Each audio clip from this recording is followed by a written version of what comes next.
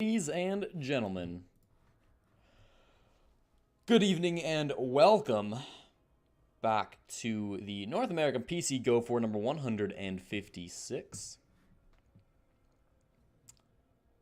We are going to be casting the quarterfinals of this match, or of this tournament rather. It's going to be Fire Soup versus Throw Harder in the very first matchup. And we'll be casting the semifinals here and possibly the grand finals. If I don't cast the grand finals, it'll be on some other channel, which I'll link you to when the time comes. But either way, we're in for a long night of Rainbow Six Siege. We had to wait a little bit to get this matchup started because there was a sort of glitch in the bracket where Throw Harder were initially awarded a default win, and then it was determined that they actually had to play their match. So we started when Throw Harder had already... We started the stream up when Throw Harder had already won by default.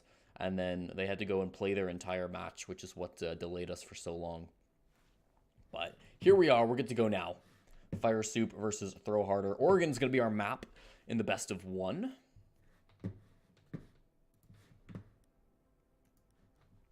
And as soon as we get all 12 players in the server, we will go live.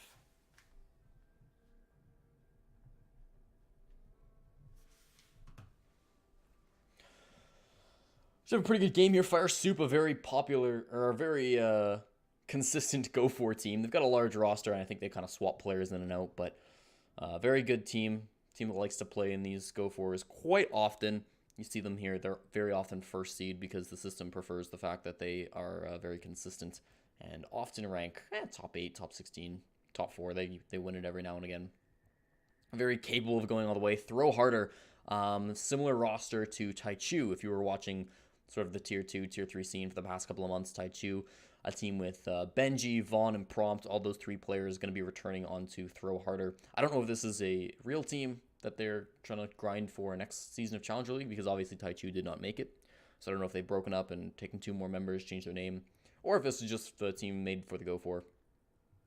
Both very possible. Either way, they at least have their core together. They've at least got 3 players they've used to be playing with, that they're used to playing with. Very likely going to be a force to be reckoned with in this tournament. Probably one of the likely favorites to make it on. So statistically, Fire Soup are favored in this matchup, but I would say that Throw Harder are probably the better team. Just because they are mostly a real team. Whether that's an actual real team or a dead real team that's turned into a Go4 team. Either way, they're likely to have that coordination. They're likely to play well here on Oregon. At this level, I mean, you've got pretty good players on both sides, so the skill should be relatively even. I don't believe anybody in this server is Challenger League. Is Discover Challenger? What teams Discover play for? You'd think I would know these things. I got time. They still only have 3 players for Fire Soup. So I'll Google this up on Wikipedia.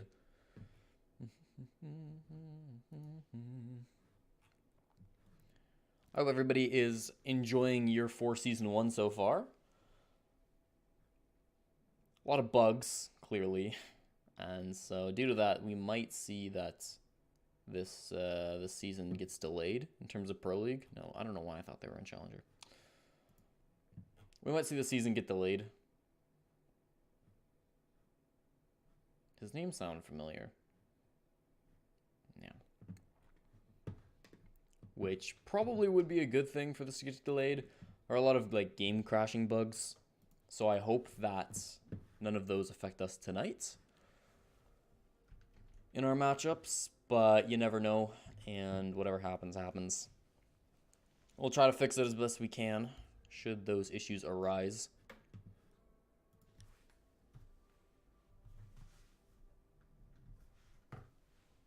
We'll just cross our fingers, though. Hopefully the whole server doesn't crash. I've yet to figure out if a spectator crashes, because oftentimes we'll see a whole server crash. I don't know if the spectator crashes. So at the very least, we're casting for science tonight. If you're interested in watching more Go4 matches, I believe eCentral is casting tonight.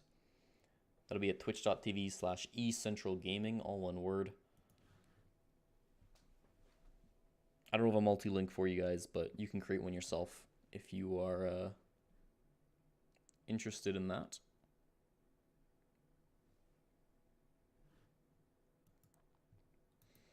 If not, then that's fine too. We're going to keep casting games here. They had a fourth. Fire Soup had force in the server for about 5 seconds, not even, and then he left. So I don't know what's going on with these guys, but hopefully they'll get in soon. And we can start with this matchup because again, we did have quite a big delay before we were able to get into this. I think we played radio for like an hour, which again I apologize for, but the bracket sort of reset itself. We had to wait for a whole nother match, which we weren't expecting to have to wait for. For those who aren't aware, we're on a 3-minute delay here on the stream. So if anything's gone wrong, if I'm mispronouncing somebody's name or if there's some issue with the stream, let me know. However, I won't be able to respond to you for about 3 minutes when I eventually see and can respond back. I could respond over text right away, but oftentimes if I'm in the middle of casting, that doesn't work out so well. So if there's anything going wrong, let me know, and I'll fix it as soon as I can. But also, since there's a 3-minute delay, if you're watching on anybody else's stream, I believe who's streaming? Somebody else is streaming on one of these teams. Binox? I think that's pronounced Bino. I believe he's streaming.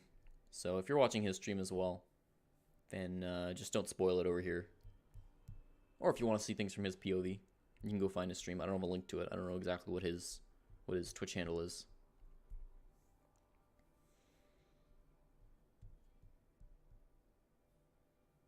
But sometimes it's cool to watch from a player's point of view rather than a caster's point of view. I can certainly understand that.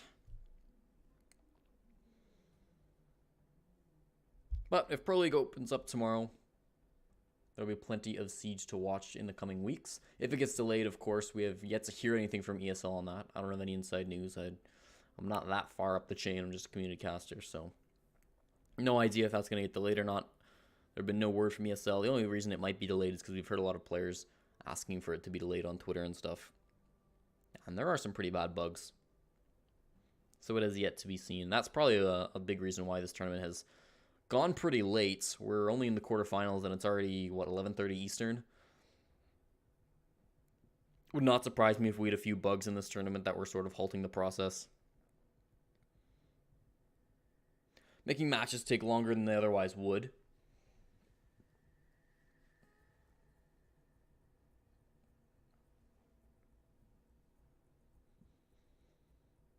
I don't know what the issue is here with this last player getting into the server. I haven't heard anything from either of the players.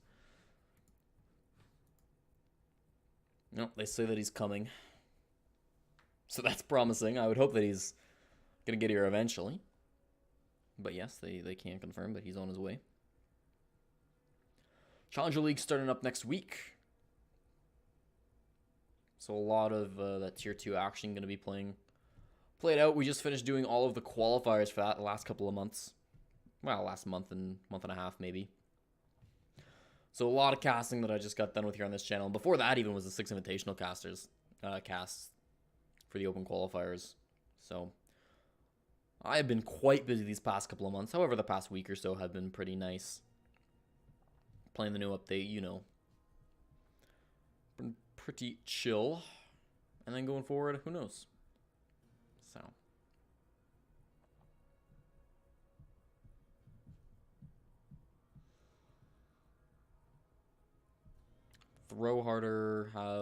Fire Soup have chosen to start on defense.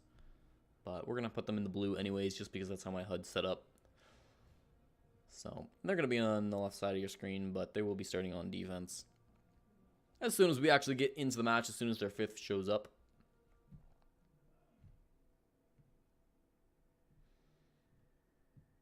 Players were pretty quick to do their map bans. Pretty much as soon as Throwharders finished their last matchup, they were messaging me asking for an invite, and they'd already done their bans. So clearly, none of these teams want to take longer than they have to. I know Throwharder just got done playing, but it's not like they're stalling for downtime or anything like that. No, they want to play. They want to get in here.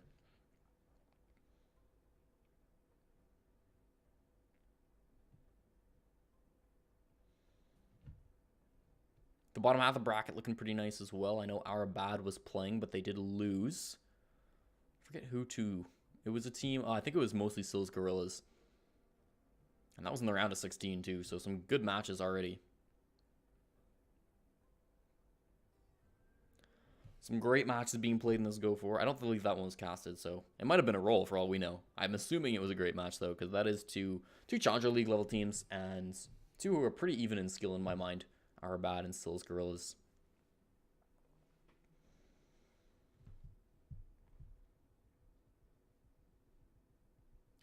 Very possible we'll see Sills Gorillas in the grand final should we make it that far. However, we will not see them before since we are going to be covering the top half of this bracket. Bryce is in. Fire Super ready. Throw Harder already. We're ready. We're starting the match. Ladies and gentlemen, the quarterfinals of the North American PC Go4 number 156 is about to begin. Oregon is our map. And Fire Soup, Throw Harder are our teams. We'll go into the bands, of course, as we always do. You can check out Discover on Twitter. Let's Discover R6. For all who are interested. You can also follow me on Twitter. That's cornpop_16. We're casting the game, though. No more shoutouts. First one's going to be Jackal. An interesting ban. You pretty much never see Jackal get banned. Here in Oregon's a little strange as well. It's a bit of a smaller map. Jackal notably very strong on big maps like Bank. Ying also going to be taken off the board. That one's a lot more common. Glass getting through is pretty big, though. There's everybody's Twitch and Twitters. Glass off the board, and Mira also going to be gone. I don't care about players spamming their own stuff. Go follow them. I've got a 3-minute delay, but of course that delay is not imposed on the players, so yeah, they can absolutely just stream snipe each other. I think it's still not allowed.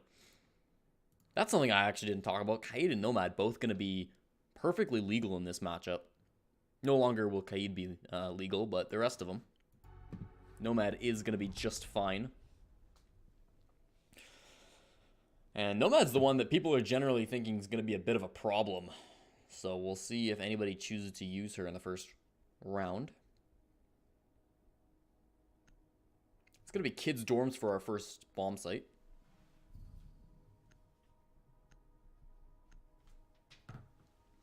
And there's no Nomad. Or, yeah, there's no Nomad. We'll see if anybody 6-picks. Nope, Vaughn's going to 6-pick over to the Sledge. Deciding he doesn't like the Montaigne. Might have been a response to the operators. Might have just been a bait. If it was a bait, it was a good bait because it makes Discover swap over to the Legion.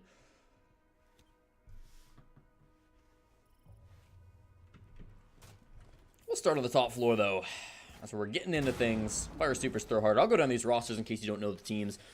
On the defensive side, Fire Soup, they're going to be playing with Forrest, Bryce, Grixer, Discover, and Slippery. And for Throw Harder, they're playing with Rafi, Benji, Vaughn, Prompt, and Bino. I hope I'm pronouncing that one correctly. It might be Binox. Binox? Bino? Depends how you pronounce the X. If we're pronouncing it all French-like or if we're Americanizing it. I'm going to go with Bino. But it very well could be Binox. Let me know, chat. Until then. We'll get ready. We'll see where they want to roam. Slippery is on the dock, and I'm excited to see how this works. It's a very first-round dock pick, and he is spawn peeking. Has anybody spawned towards the southeast side? They have, but they're ready for this, and they're going to fire a couple shots his way, force Slippery to back off of it. Definitely is a little bit too scared for that, so. He'll come back and hide. Is nobody going downstairs? That's very odd. I'm assuming Grixer. Okay, yeah, Grixer is down there. Hiding in the kitchen. I was going to say, holding 5 players up on the top floor on kids' dorms is quite an odd strategy. It'll be Rafi, the first one to get a kill. Forced immediately trades that back out on the staircase. Vaughn finds ahead of Discover. This match is immediately exploding into a good couple of kills on the staircase. Slippery trades one back out, but it's going to be Benji who finds ahead of Forrest, makes it a 2-on-3. These defenders need to hold on as much as they can. It's going to be Grixer who's just rotating back up. He was on the flank. They are ready for him, but he wins the gunfight regardless. Benji falls, and it's a 1-on-2. Running out forward, trying to get the aggression, but Rafi pays for it. It's back to a 1-on-1. Grixer versus the Habana. whose name I'm not confident of pronouncing. And the gun is standing perfectly upright. Bino playing over by the big window. They definitely know exactly where each other are. Maybe Grixer got a little bit more sneaky. That drone will go down, and he will get spotted. A very tight angle. He's playing right behind that bomb site. Keep in mind, the Habana still has a minute 45 to go in this round. I mean, there is no rush for Bino. Everybody just ran into sight and died on his team. He was the lone man who sat outside the window and totally contentious hang back here. But it'll be Grixer who goes down. Wait a minute. Yeah, Grixer goes down. He had rotated over towards the dorms. And eventually falls.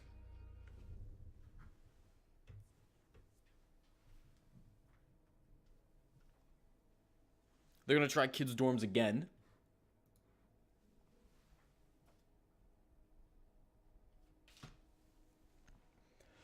And uh-oh, here comes the Nomad. This will be my personal first time playing with or casting a match with Nomad. That's a very appropriate response from Grixer to how it was just played by Throw Harder. They just rushed the site. Bino just hit a 3 fadeaway right there.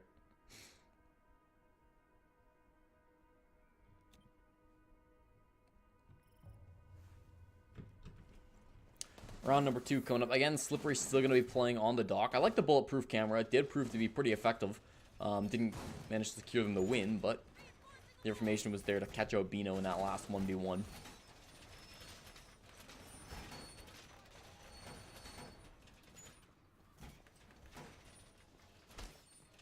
And again, this is my first time casting a Nomad. I think for a lot of people, it's going to be the first time watching that operator in a competitive setting, so this will be really exciting to see how it plays. Oregon, not necessarily a huge flanking map, although certainly it can be. We saw where Grixer had to come up the staircase in that last round and would have been caught off guard by anything that Nomad had thrown out, those air jab launchers. At the moment, just watching for the spawn peak, and Slippery again had backed off of it. I don't know if you actually committed to it at the start of this round or if he just opened it up a little bit to make it seem like he was back there. Either way, the attacker's going to be rightfully cautious. See, they're already into the armory. Oh, and just pushing forward. That ACOG can't help you now. Prompt puts Slippery to rest. It's already going to be a 5-on-4. They are not slowing down, but this time seems like the attackers are getting a much better deal of it. Benchy will take down Forrest. And the first time might have been a shock, but Fire Soup have no excuse in the round number 2. Grixer actually a great flank from Junk Tower. Going to take down Benji, who's playing outside the window. It's a little bit closer to even numbers, especially with Prompt so low, but it doesn't matter how low he is. He's still hitting the shots that he needs to. Grixer will fall. Vaughn at the same time going down on the Nomad, not being able to be super effective in this round. But Prompt and Rafi shut down the last 2 players, and Throw Harder take round number 2, going up 2-0.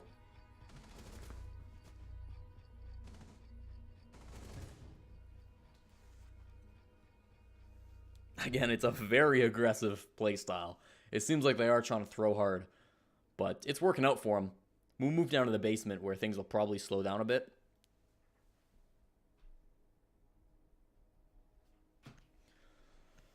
And if Fire's super smart, they're likely going to be playing a little bit more of a passive playstyle. They don't want to have people roaming because, as we've seen, every single time that Grixer's been roaming down to the first floor, it doesn't matter, right? The attackers are just completely ignoring you, and by the time you can get back to bomb site, Fire Soup, half of the players have already died. So, he was effective in that last round. I mean, he did get a nice flank kill, but on his way back, he was easily caught out, so probably not exactly what they wanted to transpire. Losing the round, that is. Moving down to the basement, again, it's likely to be a better time for them. They're going to have Bryce playing the Maestro. They're also going to have the Smoke Beam played by Slippery. The Mute from Forrest, so this is a very standard setup. The Valkyrie, not like the most common operator on this map. On this bomb site specifically, but not a bad choice. And Grixer, again, going to be on the Jaeger. So we'll see where these 2 roamers want to play. Generally, you'd see them up in the meeting hall, but if they choose 4 downstairs, just with the way that Throw Harder been playing, I don't think that's a bad choice. Currently discovers down here. Currently, all 5 of them are downstairs.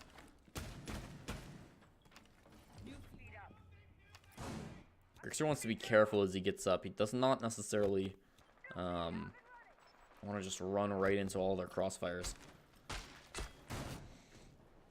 But again, he's going to be playing more aggressively. It looks like all 5 players, however. Oh no, it's Bryce who plays upstairs. Okay, they want the ACOG up by tower then. That makes sense.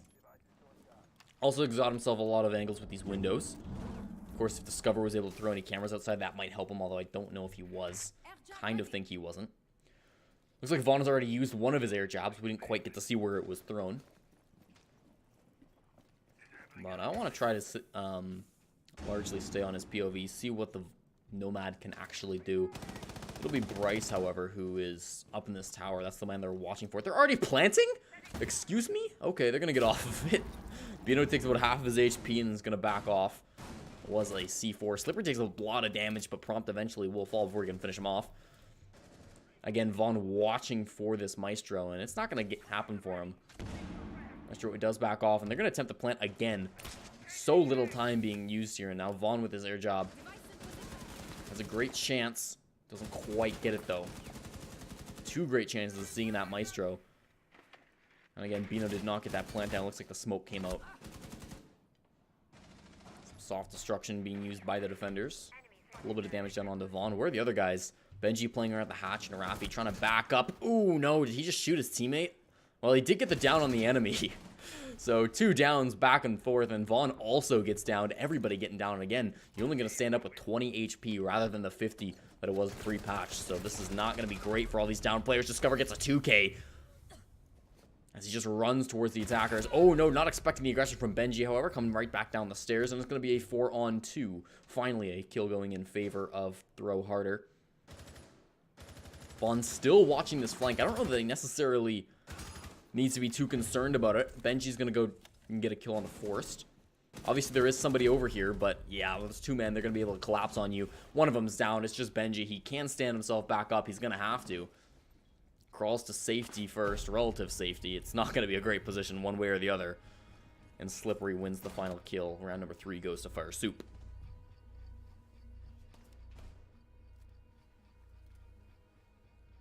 So that makes sense. The basement a lot harder to rush down than the top floor. Basically only 2 routes you can get down. I guess you can come in through the hatches as well.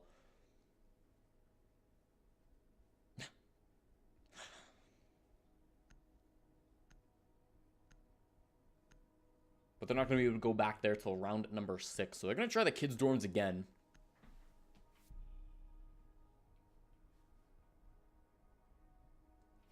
And I was going to say I'm excited for the Slippery being played on to Frost.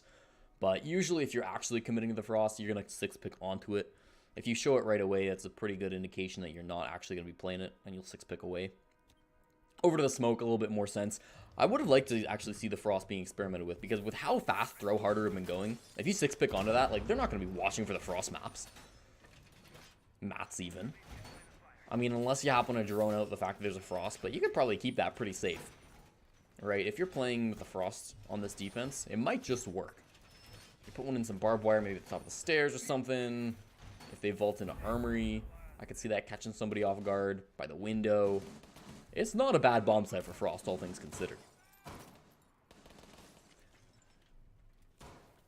Slippery's going to be on the Smoke again, as we mentioned, but that to mean he's not on the dock. And Grixer again, we'll see where he chooses to play this time. Somebody's got to back off, guys. There we go. We'll see where he wants to play. It will be downstairs again. I don't disagree with this. I mean, the first round he was pretty inconsequential. Oh, no.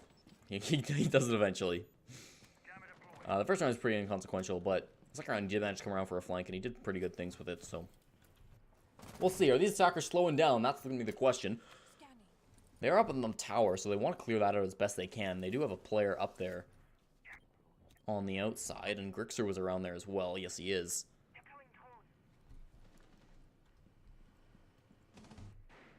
Doesn't want to throw his life away, of course. And this is a much slower attack from Throw Harder. We're almost a minute in, and they haven't, oh no. Oh no. So it looks like their whole team is about to disconnect. As well as Forest, and as well as me. Great. We're going to throw to some music while we sort this stuff out. Stand by. Sorry about this, guys.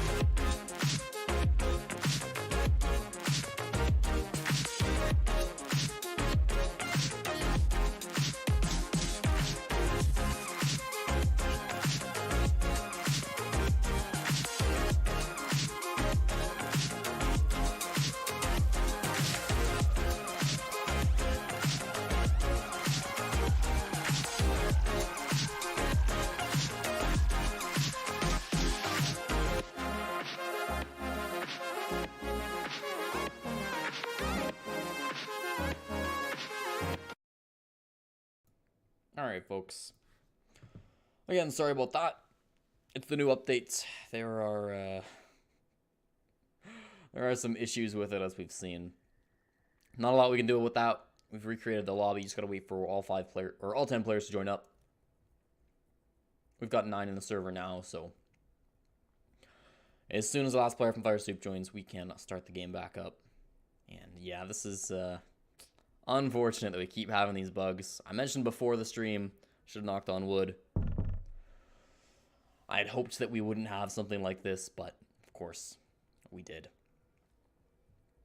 So for those just joining us, that is 2-1 favoring Throw Harder over Fire Soup. Been playing it very aggressive so far. They were able to win twice, attacking on a kid's dorms. And finally, Fire Soup swapped to the basement and they were able to take a round.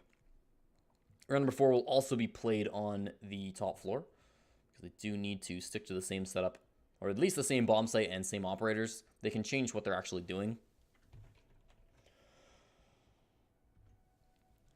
And we're good to go. Finally, all 10 players are in the server, and we'll start back with the match. Fire Soup versus Throw Harder. What's up? Round number 4 coming into things. Again, 2-1 favoring Throw Harder. And none of this should be a surprise. We're going to kids' dorms. All these operators make sense. They're just going to be what they played before the rehost.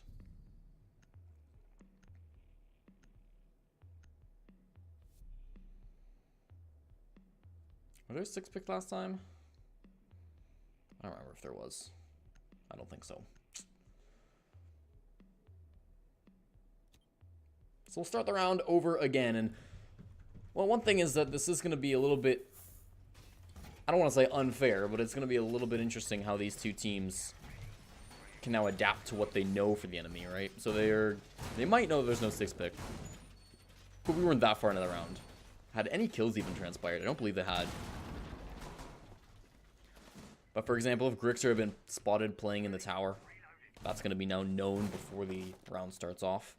Force is going to get another chance to be able to break that hole so that Grixer doesn't need to struggle with it at the start of things. Oh man, look at this new drone API. Or UI, rather. That's pretty cool. I like that. There's a lot of little sort of HUD changes in this update. Which again, would be a lot nicer if there weren't also game-breaking bugs. Force is taking a little bit of damage somehow, likely just an impact grenade or something. Discover's already used up all of his, so he's likely the culprit. Let's check out these attackers, though. Vaughn has made his way into the garage already. And yeah, they're not going to be slowing down. That last round, they took it a little bit slow, which was out of character for them. And this time, it seems like they're actually going to do it fast again. So perhaps using this rehost to their advantage, they know, okay, well, they expect us to be slow because we were doing that beforehand. Maybe we'll change things up here. Maybe we'll actually just rush the site one more time, because that was working pretty damn well for him. Rafi's starting to peek in towards the hallway. Pre-fires it, still loses life to the shotgun, though. Slippery takes him down in the hall, and that's going to be on the smoke. that he manages to get that kill. Ready for any more that might come his way. Prompt still on the outside, and with one player going down, it seems like this attack has slowed down quite a bit. Vaughn mostly just on this flank watch. We see Benji outside as well, firing in through the gas canisters that have been shot his way. And down on the first floor, it's going to be Prompt who finds a kill on a Grixer. Roaming in the kitchen, does get shut down. We saw he was roaming in pretty much every single round so far, so not a surprise he's going to be downstairs. Prompt being low on HP is also not anything new to him. So it looks like we got two guys holding it on the site for the attackers. Bino playing in the walk-in closet. And then Benji as well from outside the main window. And then these last two guys just clearing out the roamers. Prompt is actually working his way from downstairs, taking care of this utility.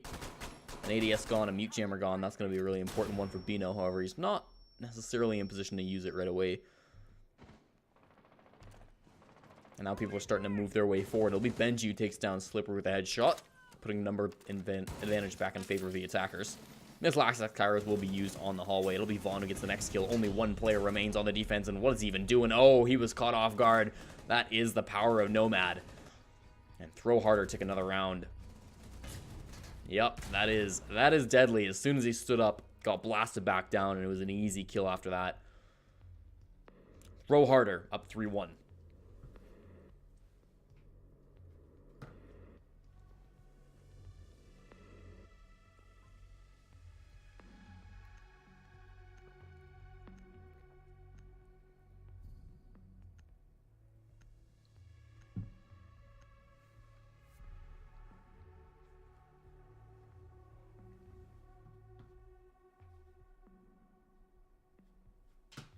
Back to kids' dorms we go, because of course they cannot go to the basement. I'm assuming that's what they're doing round number 6, regardless of how this round goes, because that's the only bomb site they managed to do well on. A little surprising that they haven't tried some, like one of the off sites. However, those sites seem to even more so than this one lend themselves to the aggression. I might be hitting with the aggression right back. Grixer on the dock, Bryce on the Rook.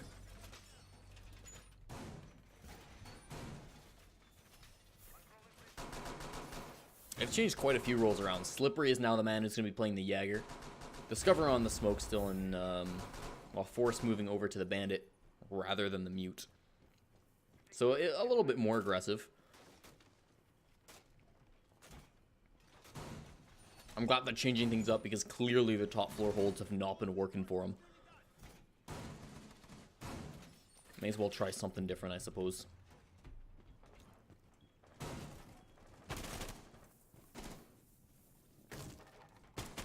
So both these French operators quite good for doing spawn peeks and aggressive plays in general, just because their utility is pretty much already used up, at least in the case of Bryce, and Grixer can heal himself up. Should he take any damage doing something risky? Of course, he gets shot in the head, then it doesn't really matter, does it? But, well, that's with anybody. The ACOG also helps quite a bit for looking outside, catching attackers when they're quite far away from you. Slipper on the Jaeger now, going to be playing in the Watchtower, going up to T3. And Force actually all the way down the basement. So this is so aggressive. They've actually only got one player who's really on site. I guess Grixer is as well. And Bryce is not too far, but it's interesting you'd have the French roaming operators be so close to the bomb site. You often see them do things that aren't so close to the bomb site. And Slippery going to catch Benji off guard. That's the Twitch going down really early. That's going to be quite a big boon to them. That's a very powerful gun off of the field.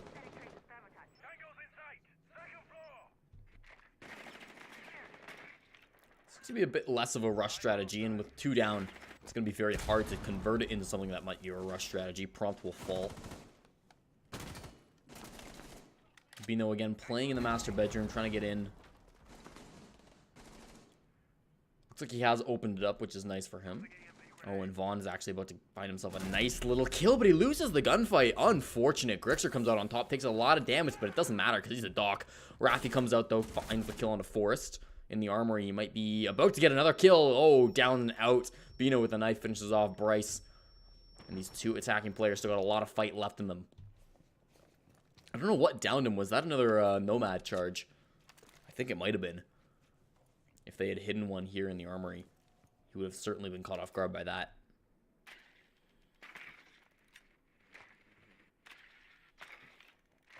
So that's what it was. Great play by Vaughn.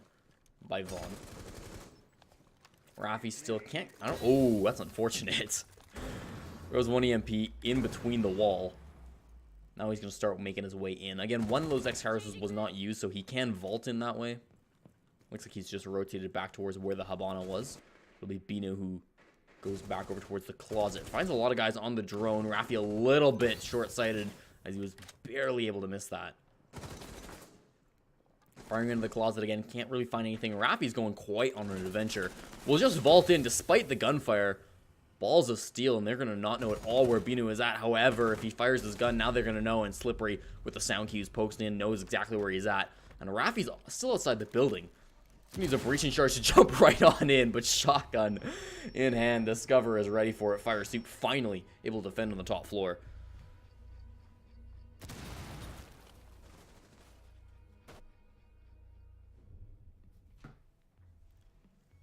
Took them 4 tries and a reset, but they got there eventually. And as expected, they'll go to the basement. Laundry Supply is going to be their next bomb site. And the last bomb site they'll have to try to even out this scoreline before we go into the halftime. And probably one that they're likely to get. I mean, it didn't seem like Throwharder had a very good attack on this bomb site. It seems like the only rounds they've won is just because they've been able to rush and completely catch Fire Soup off guard. And full credit to them for being able to catch Fire Soup off guard multiple times in a row with rush strategies.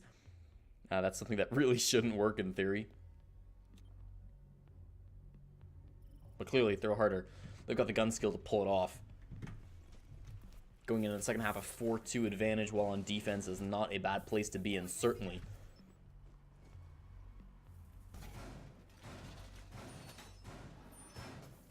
Oregon generally thought to be a pretty balanced map in terms of attack and defense. So a 3-3 would likely be expected between two teams of an equal caliber of skill. Some maps, that's not quite the case.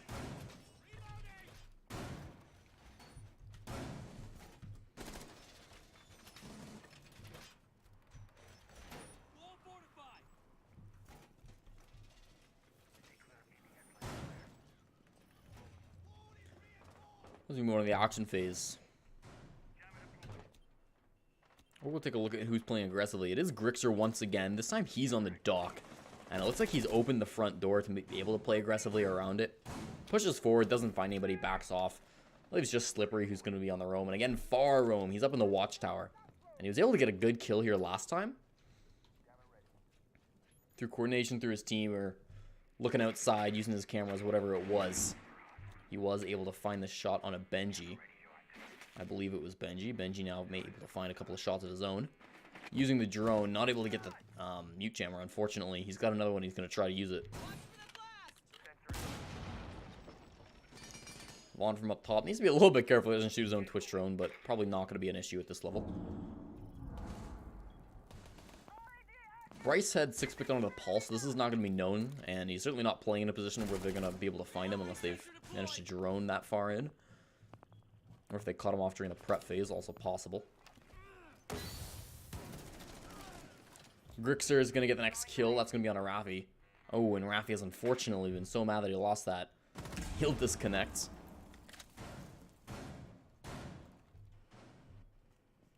Vaughn playing through this hatch. Benji up here as well with him, and it's going to be Prompt, who's going from behind. A brilliant play by him, takes down Grixer, and it's going to be Binu who's going for the flank. Slippery immediately trades that out again. He was playing up in the tower, so likely able to easily capitalize on that man who was trying to flank. Vaughn will take down Discover, and even up the numbers. Here comes a C4, but shot out of the air expertly by Bino, and Benji gets another kill on a Slippery who's coming around for the flank. At least these defenders in the numbers disadvantage. Bryce sitting back in the supply closet. And Forrest wants to deny this plant. Of course, he's playing the mute, so he doesn't really have any throwables. After his nitro cell got used up. Will take the down and get the kill for it. It's a 1-on-2 here. His teammate walked in, didn't get anything, died to the people from up above the attackers. Now have the diffuser once again. They're going to start off this plant. Benji from up top is going to be trying to cover, but he's not watching the correct angle. It'll be Forrest firing his gun, making himself a little bit well known. Easy kill into the ashes. He was getting off of that diffuser with the shotgun in hand. Forrest comes and clutches it in a 2-on-1. We'll get this disable. And we'll have an even... Oh. We'll have an even scoreline going into halftime. He knows he's got time. He's just playing around. Not a worry in the world. Fire Soup. Looking strong these last couple of rounds.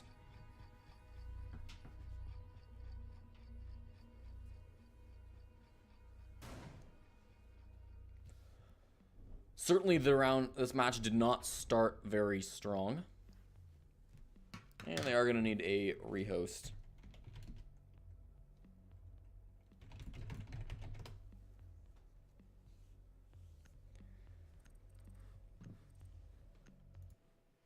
So while I set that up, we will just wait on it.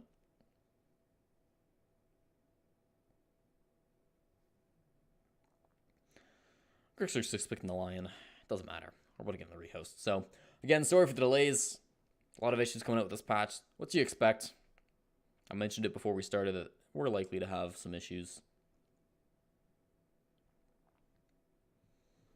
That is the way she goes, though, in Year 4, Season 1. At least at the start. Hopefully the devs fix this as soon as possible. At least it wasn't all 10 players this time.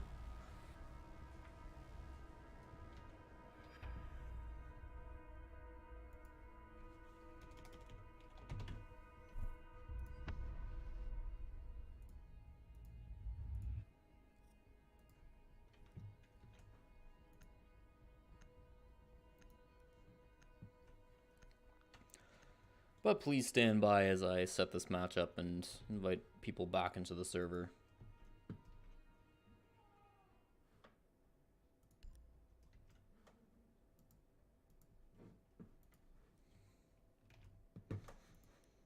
Okay. We're playing on Oregon. Our bands are Jackal, Ying, Kaid, and Mira.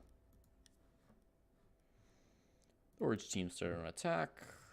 We have custom team names. Team's playing our Fire Soup versus Throw Harder.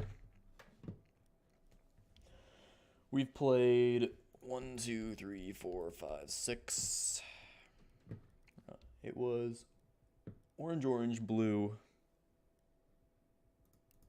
Orange, orange, blue. Orange, blue, blue. And kids, kids, base. Kids, kids, base. Kids, kids. Basements. Kids, kids. Basement. Alright. Blue, blue, orange, blue, orange, orange. 3, 3. Orange team started attack. Bands are right. Okay. We're starting the game for the third time. Fire Soup versus Throw Harder. Round number 7 of the quarterfinals of ESL PC North American Go4R6. We'll swap sides. Fire Soup move to the attackers. For the first bomb site, Throw Harder have chosen to defend on Kid Storms.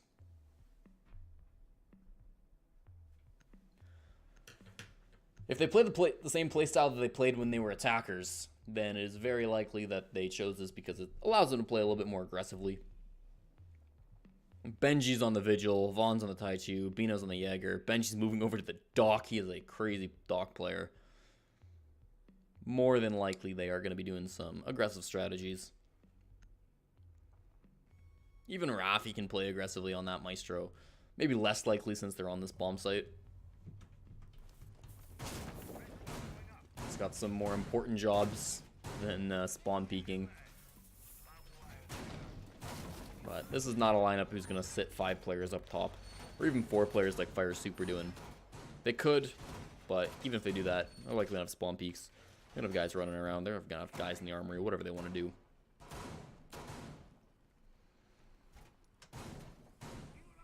And so Fire Soup choosing not to bring the Nomad. However, they do bring the Montaigne, which was an operator we saw tease in the very first round. Got 6 pick off of operator we see every now and again being pulled out. The Shields of Rainbow Six can be quite frustrating to play against. It'll be a run out from Vaughn, but he's just putting the camera outside. Placing the Black Eye, making sure he's got the intel that he needs. Can see a couple of players spawned over towards that southeast side. Now, does his camera get spotted? He goes for the run out, picking his target a long time. Because he waited for so long, he will get downed, but he'll be able to get picked back up. Oh, and healed by the dock as well, so even better than that 20 HP he would have otherwise gotten. And Discover Falling is a really big pick because that was the Glass, so certainly in that situation, Vaughn being careful with this target, right, waiting a long time, choosing who he wanted to shoot, great decision by him.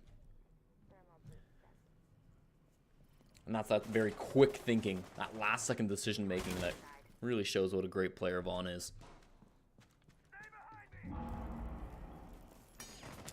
Benji taking a little bit of an aggressive angle onto the Habana. That's Bryce who's playing outside the main entrance up top.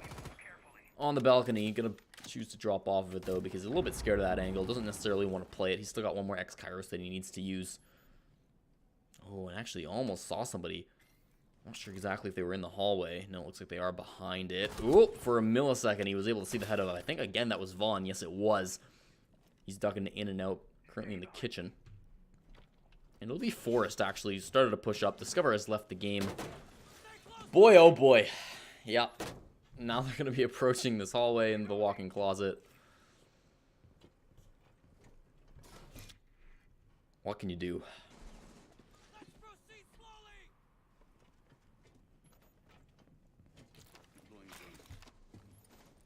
Slippery starting to make his way up top onto the roof. Bryce just checking for these flankers on the drone. Watching for the roamers. Of course, Vaughn's still running around down here. They got a free man advantage after Grixer left.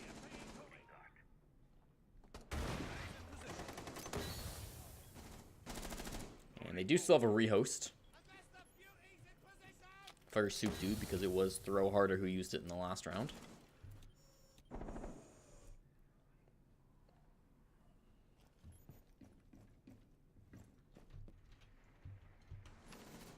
When you're down a player... Oh, actually a great opportunity for Slippery should he have gotten his gun out. Down a player with him on pain. It's not a strategy that's going to influence you to push faster than you otherwise would be. They start to make their way in. And again, a great opportunity. Eventually, Grixer cleans it up. Oh, it's not Grixer who disconnected. My HUD's broken. Raffi gets a kill with the Evil Eye, and Bino just needs the headshot. Slippery will fall, and Grixer, the man still in the server, will get a headshot or another kill. Bryce gets a kill. Discover has returned. He's the one who had left. And Raffi finds Grixer. It's going to be all on Vaughn who gets it. He was not alone, of course, but he did get that final kill onto Bryce. Players joining in and out of the server. Looks like this round will be our round 1 for Throw Harder. Round number 8 we'll move into.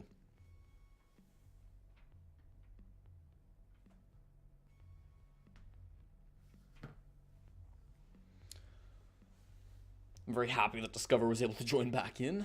Did not need a rehost. So we'll move to the basement. And that means that we've gone 8 rounds without seeing any bomb site other than basement and kids' dorms. Somewhat predictable. I mean, you don't generally see teams go off these bomb sites unless they have to. Shows you how good the attackers have been so far in this. Mostly, it's just going to be on the rush strategies that were being utilized by Throw Harder. The aggressive playstyle, as well as the disconnect from Discover, helping them out a little bit here.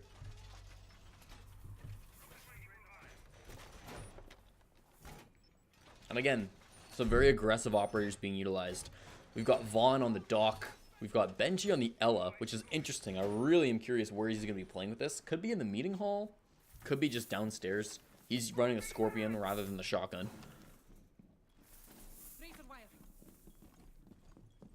Hasn't used any of the Grismoths either.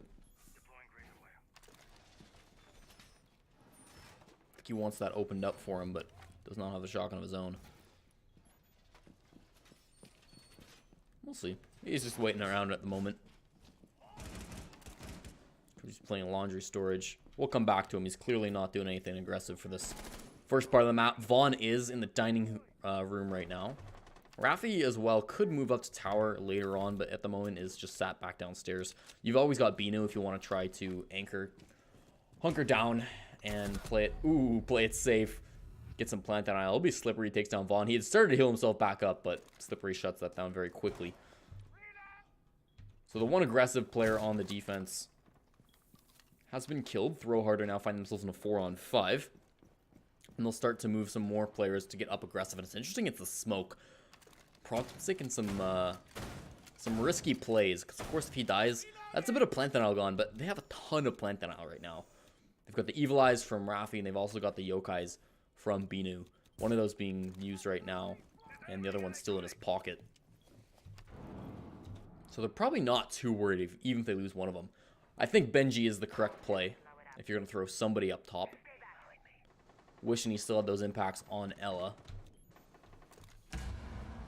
Hatch starts to get opened up. He sees a Montaigne, sees somebody else run past for just a moment, but you have to have godlike reflexes to hit that. And oh no, look at this! And immediately shut down. Very quick reaction time coming from Benji to be able to find Slippery. And now they are aware that there's going to be somebody in Meeting Hall. And that's the Thatcher who got taken down. He pretty much already done his job, so it's not the end of the world. But again, just a body off the board. You're not going to complain about that. Grixer droning, but he's going to drone the wrong direction. And he actually, okay, he does find the Ella in the end. Could have been a little bit dangerous. Speaking of dangerous, Discover starting to work his way downstairs without using those smokes. Might be a little bit risky. He does have that bulletproof camera watching him, though. And of course, Forrest with his big shield also going to provide quite a bit of cover. Nobody really watching for this flank right now. I suppose Bryce is, but he does leave himself a little bit open. Prompt's going to find the headshot onto Grixer. And downstairs looks like it will be the Evil Eye getting taken down. So that's a little bit more of that smoke that's going to favor the attackers a little bit more. Bryce finds Prompt, who's running around the smoke. Might have gone for another flank, considering he did die to the flank watch. Being Grismodded now, running forward, has cleared them out, maybe for his team. Bryce can take down that last one. It'll be Benji who finds Forrest. But again, Benji, another kill. The roam on the Ella being so effective. Finally, Discover on the shield just pokes forward. Or not on the shield, sorry, on the glass. Pistol in hand. Able to kill the roaming player of Benji.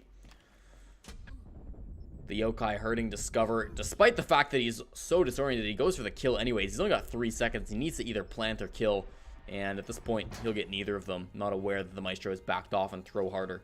Take round number 8, just based off time.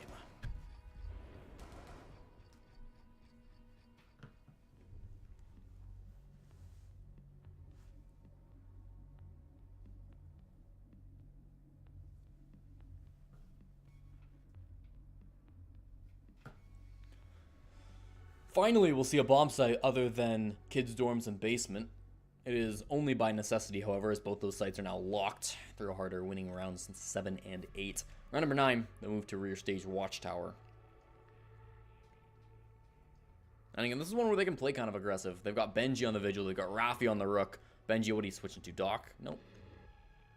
Nope, not Doc this time. He's favoring the Legion, but you've still got Bino on the Jaeger, Vaughn on the Valkyrie, and Legion is certainly not a passive operator. I mean, you don't want him to die early, certainly, but he's an operator who likes to run around the map a little bit.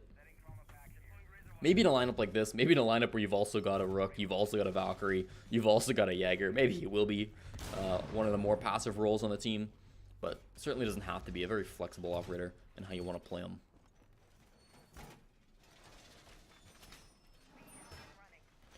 In terms of the attackers, they've also brought some new tricks, of course. You've got the Dokebi being played by Forrest.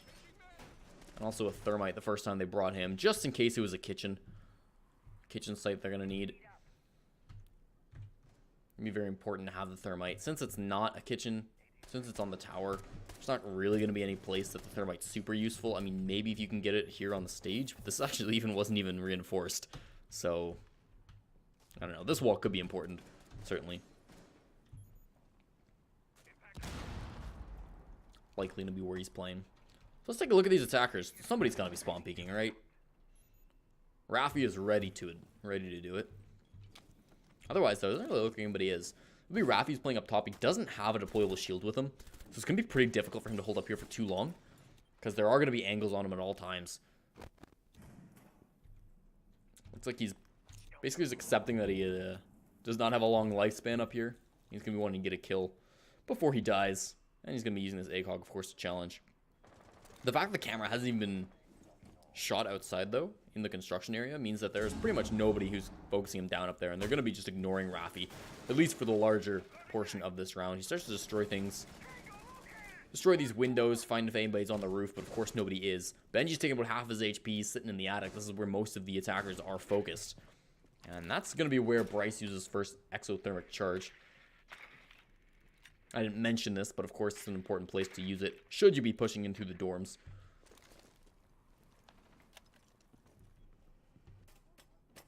Got Discover hiding in the master bedroom, ready to pop his head up and maybe find the lesion. It's a long angle, but that OTS-03, not anything he can't handle.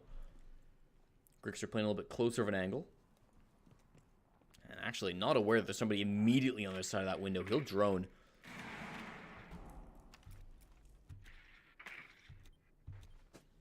Slippery's drone will get taken down. There is somebody playing in the meeting hall, and who is that? It's not Benji. There's nobody. Nobody's in the meeting hall. Might have been Vaughn who just dropped through on the hatches. That would be my best guess. Phone calls go out. 2 players in the basement right now, and actually through that window, gonna be great down onto Benji. We'll see if he can get picked back up, but again, it's very risky.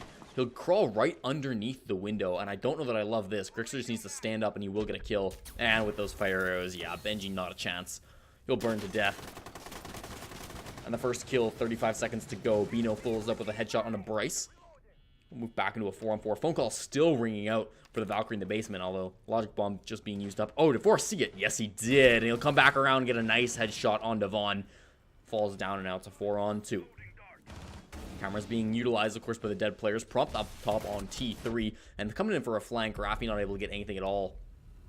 Trying to put pressure onto Discover, but he just can't do it. It'll be the Yokai drone that's trying to be utilized by Prompt. Can't get the defuse. And coming around, a bit questionable from Discover, but it doesn't matter in the end. Forrest hits the shot that he needs to, and Fire Soup take a clean round number 9.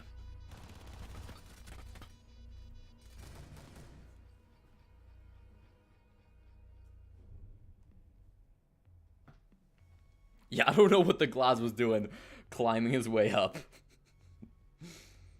Thought he'd stay on cam. Well, it was a bold play. In the end, it didn't matter. In a situation like that, it's a tough clutch, certainly. The Echo not ever going to be favored in that situation. Great enthusiasm being played by Discover. So it's a 5-on-4. And that's not going to be good enough. That first half since the side swap. Third quarter. Fire Soup not going to be happy with that because, of course, they did lose the 2 primary bomb sites. Should that happen again, it'll be a win for Throw Harder. 7-4.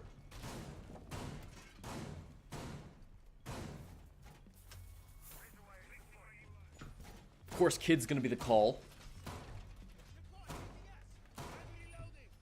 Nothing surprising about that. Downstairs kitchen, the only other unlocked bomb site, and you're never going to go to kitchen when Kid's dorm is available to you. Generally speaking. Still no Nomad being used by Fire Soup. Probably just not an operator that they're really used to playing. Probably nobody has experimented that much. Of course, the patch has only been out for a week now. Not even, so. Although they've had what am I saying? They've had a whole 3 months to play with Nomad. So, never mind. That's not an excuse.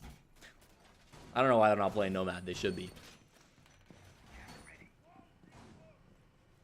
And Binu, what are you doing? Nothing. Move on downstairs.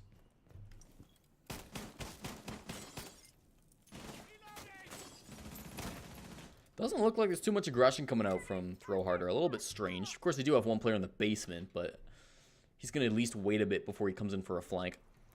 Take a look back at these attackers instead. Now, they're not bringing the Nomad, but they are bringing the other toxic operator that was never being used by Throw Harder. That's Glaz. Discover already hitting a couple of shots today. I would be showing you guys the stats, but we've had so many rehosts that it doesn't matter. I don't want to try to remember how many numbers each player had before.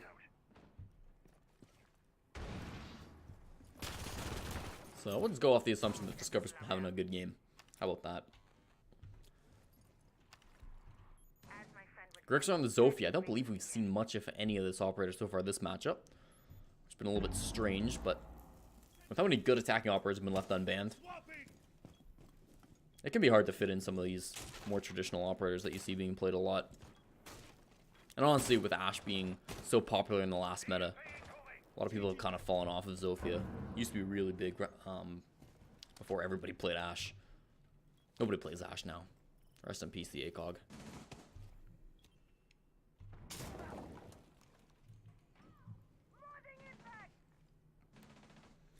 So I'm interested to see what Binu chooses to do. If he just comes up the stairs, he probably won't catch anybody off guard. He could go for a run out. However, I don't think he'll find anybody there either. Don't think he got drone. Slippery will get a headshot though, and that's going to be the Legion falling from Benji. Oh, and there's a perfect opportunity, but he looks at just the wrong moment. Flicks his head to the right and doesn't even see Bryce, who fires a bullet straight into his skull. And the player advantage will tilt slightly in favor of Fire Soup. It's 4-3. Vaughn now going to be the man running around on that first floor. Looking towards Junk Tower, chooses against it, coming around towards the staircase instead. Worried about somebody outside towards the south. His phone ringing, going to make this flank a lot less sneaky. He gets found by the drone, and at this point, things aren't looking good. However, Prompt, worrying about these gas grenades, actually could have had a kill on a Forest, but it'll be him, C75 auto in hand, who gets the kill. Vaughn takes down Grixter, and through the smoke, trying to find another one. Will he be able to do it? Got a little bit of damage down onto Vaughn, who eventually is finished off by Bryce, coming around for the flank. It leaves it all into Raffi, who's again on the first floor. They have no idea. Ooh, a little bit trigger happy as he fires some shots into Bryce. C4 beeping, but of course that is his teammate. It's not going to get used, and well, there goes the plant. Some aggression from Bryce eventually finishes the job. Fire Soup take round number 10 in a very dominant attack.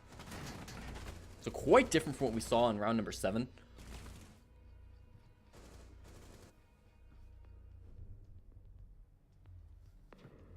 I was worried for Fire Soup after that last 3 rounds, but that one was certainly in their favor. And now they've got a great opportunity to pull it back.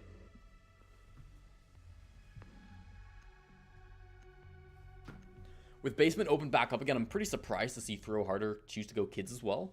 Or kids again. They didn't have the greatest of holds here. Even that round number 7 didn't look as strong as their basement hold, in my opinion. How's it going, Astro?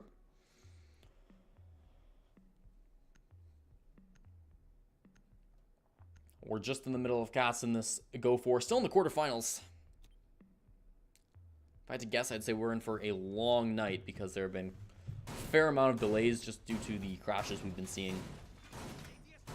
It's unfortunate, but it's what you kind of have to deal with. We're coming in around number 11. Neither team on match point, so we're going the distance. All 12 rounds will be played here. It's just a matter of, will we be going to overtime? And if not, who wins it?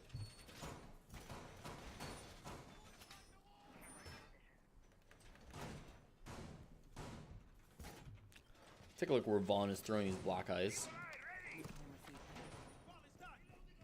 That one he just threw, actually, maybe a little bit more hidden than you'd expect, because it's not one where you're going to be looking for a black eye, because it should be so obvious. Certainly if anybody's like deep into the walk-in closet and they start to leave, they'll find it, but if they're just getting in, if they're just trying to blow it open with the Habana pellets or something, then that might stay alive for longer than you'd expect. So Vaughn perhaps playing around the tower. Might do some sort of a run out. Something like a spawn peek. I mean, we're a little bit late for that, but could look outside. Break open some windows. Haven't seen too much success from that. However, I think it was Grixer who got a kill like that a few rounds ago, back before the half swap.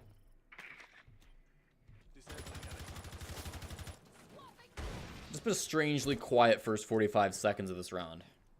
Of course, as we saw these teams, there have been some very explosive starts. Alright, it looks like, yeah, see, that black eye is still alive.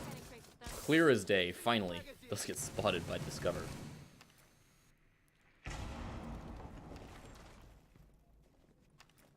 But hopefully they were able to use it a little bit.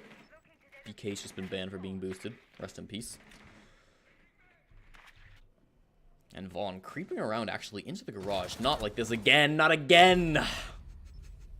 It's the second time somebody has walked into garage plain as day and just hasn't played the angles right. Bryce will get the kill, and I think he spotted him on the drone. So great play by him. A little bit worried as his teammate breaks open the window behind him. But nothing to worry about there. It's just Forest.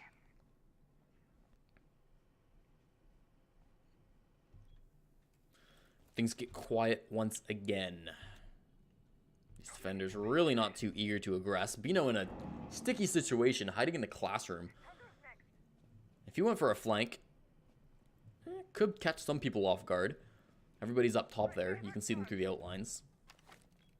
But I believe they're sort of in the master bedroom area, so it wouldn't be the easiest flank in the world. Better than any of his teammates, of course, though. And at this point, does he really have any other options? Benji may be worried about somebody outside the window. He needs to start coming soon. Those phone calls are not going to make it any easier. His phone is ringing, but they don't have ears. He gets an easy kill on Discover before finally traded out by Grixer. Worried about somebody in Armory, but nobody's back there. Shooting his teammate, Grixer. That's a little bit unfortunate. That should have been avoidable. A little bit of damage, and more importantly, that utility not being used towards the defense. So Rafi, his camera's been hacked, but he's not too concerned about that. Still wants to use it for his own devices. Bryce will take the kill onto Benji, making this number advantage even stronger in favor of Fire Soup. And another kill from Grixer leaves it all onto the Maestro. It's Rafi who will get the first down, but cannot get anything farther. Grixer, a dominant round. Puts Fire Soup up on a match point as we head into round number 12. And that's 3 in a row for them, too. That's the first time we've seen 3 rounds in a row. Throw harder might have been just thrown off their guard. These rush strategies just haven't been working for them. Where do they go? They're going to go laundry supply. I do like this take by them.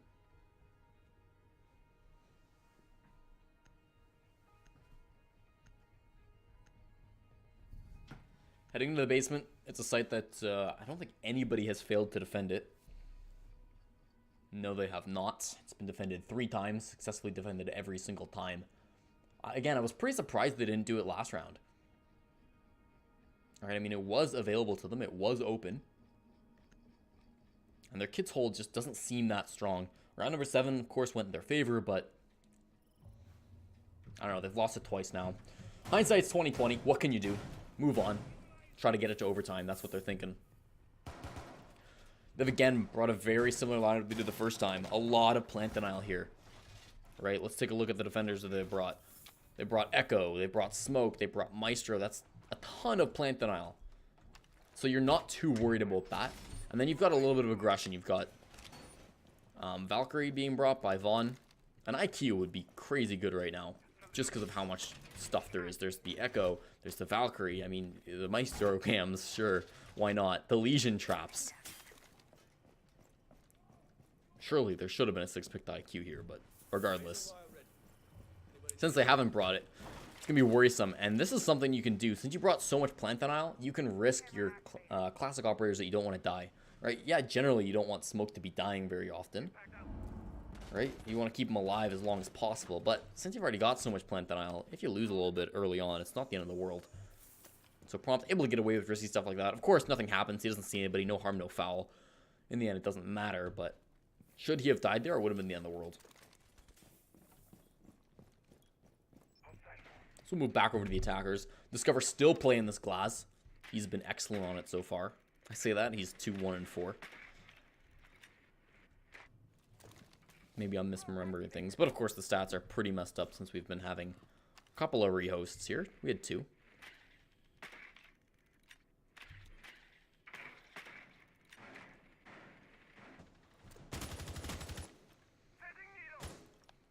Firing downstairs, Grixer just making some holes for his teammates and him to use. Give himself a bit of a better angle. Slippery outside. And Bryce just now going to be getting open this hatch. Should he be successful? Looks like he will. There's no mute on the other side, so there's pretty much guaranteed that that's going to work. Oh, and interesting. Specifically just using 3 to open himself an angle. Doesn't use the angle. Immediately goes for the destruction, but still very interesting. Meanwhile, the rest of his teammates are just getting all the kills. Grixer's gotten another one on a prompt. And Benji had fallen quite a bit earlier, so only 3 remain to keep Throw Harder in this tournament. This is match point. And Rafi's so close to getting a kill. They've droned him, though, and that's so important. They were able to get that information. Now, Grixer can use these lifelines, destroy that deployable shield, make life a whole lot harder. It might be on Vaughn to bring this back, because right now his team is not looking favorable to win this. Creeping forward ever so slightly, ever so slowly, but you can see already there's somebody on the flank watching. Uh-oh, that's bad. He'll come. Oh, but he wins it anyways. Slippery. Not paying attention, asleep at the wheel. And Vaughn gets an easy kill. Bino with the plant down works out perfectly for him. They've still got this Evil Eye as well, firing through the smoke. Will he be shut down? Eventually he should be. The diffuser will get planted. So close. Force about to get it? Yes, he will. 3-on-3 though. Vaughn again coming forward, and Rafi gets another kill on the staircases through the soft wall, perhaps. Coming around though, it's going to be a trade 1-for-1. It's going to leave it all on to Bryce. This diffuser is planted. Oh, just get the kill. An easy shot. Surely. Just little HP on Rafi now. That should have been a kill. Type 89, not the most powerful of rifles. However, some great shots on Abinu. Leaves it all up to Rafi. This is surely unwinnable. He's got 1 HP. He needs to get the disable. He's standing right on top of it. He'll fake for a little bit. Bryce not really in a position to stop him. He could just go for it. Oh, and just there at the end, Bryce able to take it. Rafi falls, secondary weapon in hand. Fire Suit move on to the semifinals. Throw Harder will have their journey ended. And this match, after a couple of rehosts, will finally end. Round number 12. Fire Soup, your winners in the quarterfinals. We'll continue to follow them in the semis. So stick around. More Rainbow Six going to be happening right after this.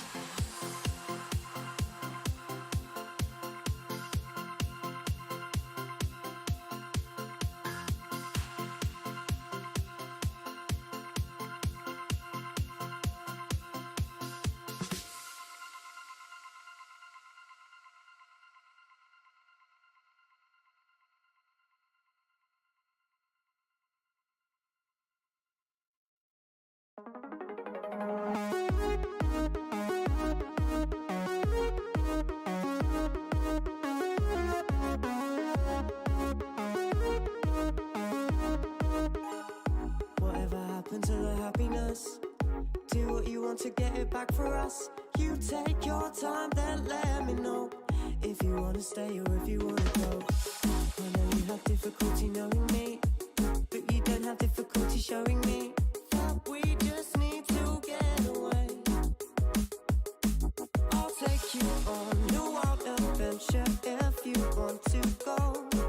We're locked in place and sing together. Please just let me know. Won't you synchronize with me?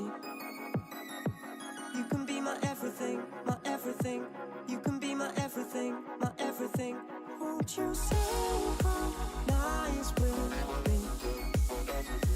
You can be my everything, my everything. You can be my everything, my everything.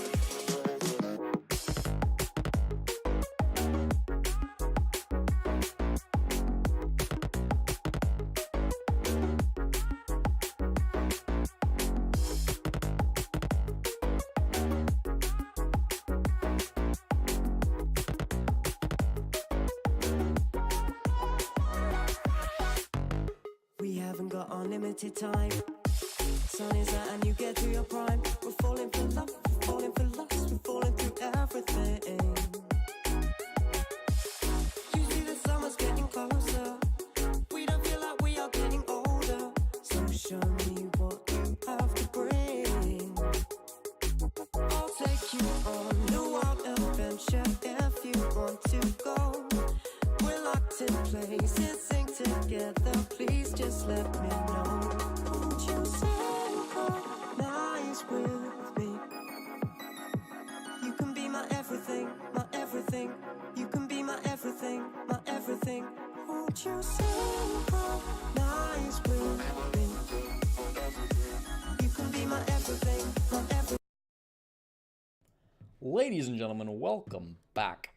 We're here for the semifinals, Fire Soup versus Seven Spades. Two teams who have played quite a lot of Go4s. Fire Soup from a long time ago. I mean, this is a large roster who've been playing Go4s pretty consistently for a long time. They are the first seeded team. And Seven Spades, seeded number 4th. They've also played quite a few recently. No players that I recognize, but they're all tagged up. And the fact that they have been ranked 7th seed, or 4th seed rather, 4th seed, leads me to believe that they are a real team who've been grinding together to get better to play through these Go4s. Props to them to be doing that.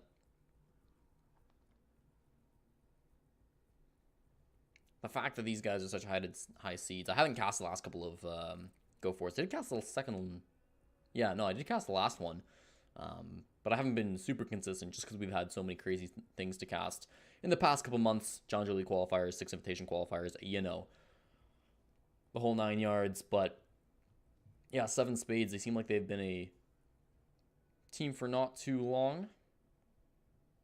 Ready to grind up and play pretty well. You know, get good together. Playing in Go4s is a great way to do it every Sunday nights. You can play games for 8 hours.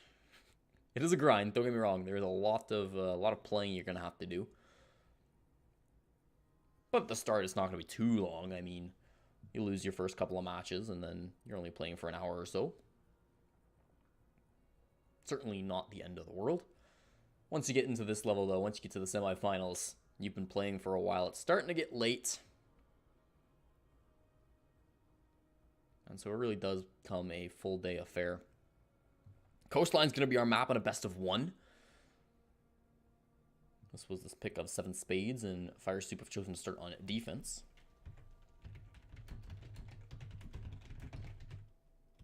We got all 10 players in the server, so as soon as they let me know that they're good to go, we will start the match off. For those not aware, we are on a 3-minute delay, just to keep things fair for both the teams. So if I'm saying somebody's name wrong, or if there's something wrong with the stream, do let me know, but it's going to be about 3 minutes before I can respond to you. Also, if you're watching on somebody else's stream, I don't know if anybody else is streaming. I think Forrest said he was, but he might have been memeing. They were joking around in the chat in the last matchup. So if you are watching somebody else's stream, that's totally fine. Just don't spoil the match if they're not using the same delay that I am. 7 Spades are good to go. We're just waiting on Fire Soup to ready up. And then we can start the match.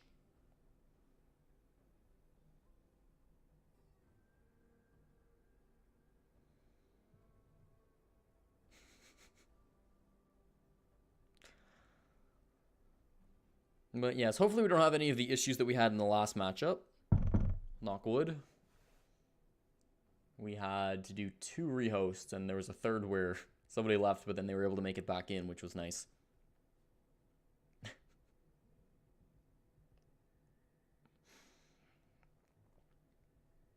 Hopefully this time we won't have that issue. We said for science we were going to test if the casters also get disconnected when there is a whole server crash. Turns out they do. Both teams have let us know that they're ready, though. 7 Spades very enthusiastically letting us know they're good to go. We'll begin the match.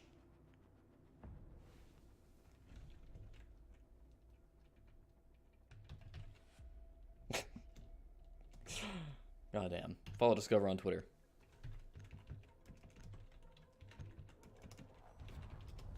Alright. Glass is getting banned. I should be doing this on stream. We don't have time to listen to their banter. Glass getting banned. It makes a lot of sense. You expect to see Glass banned. Glad they're not wasting their ban on a Jackal this time. They're going to actually take away these toxic operators. They used a lot of Glass last time, though, so it's somewhat interesting. Oh, did I miss somebody's ready up?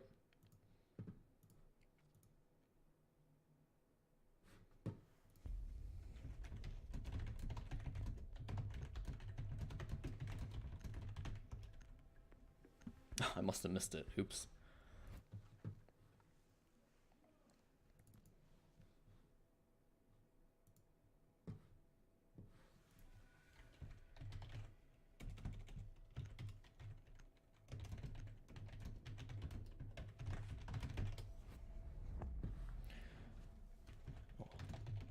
Doesn't matter. Last defender getting banned is going to be Maestro. And I'll get these on stream for you guys. Oh, I messed something up.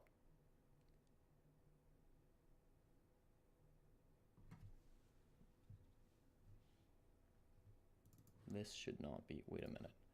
This should be Mira. Alright. We're going to hookah billiards.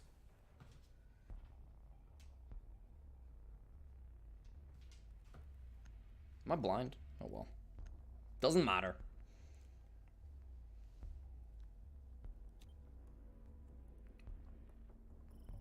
Okay. Here we go. Semi-finals, North American PC Go4R6. Apologies for the issues. We can go over these rosters right quick before we start off. On the defense, Fire Soup, they're going to be playing with Slippery, Discover, Bryce, Grixer, and Forrest. Same lineup they had in the last matchup. And for 7 Spades, they've got Nosk, Mean, Motive, Zero, and Kish. I don't believe I've casted any of these players before. So it'll be interesting to see how they play. It'll be interesting to see their play style. Clearly, they're ready to jump right on the new train with Nosk picking up the Nomad. Again, not being banned. I saw a lot of theory crafting on the subreddit and stuff that Nomad was going to get banned every single time and all that stuff. So far, we haven't seen her get banned once. 2 games is not a very large sample size, and of course, this is only a Go4. It's not like we're in the Pro League level yet, so maybe tomorrow, once we see the big dogs playing their matches, we'll see something different. But for the moment, Nomad has not seemed to be so big of a problem that she gets auto-banned. Apparently, Jackal is much more of a problem, as he's been banned every single map. All 2 of them, again. So no real aggression coming out from Fire Soup. And we saw this last time. They didn't play it too aggressively.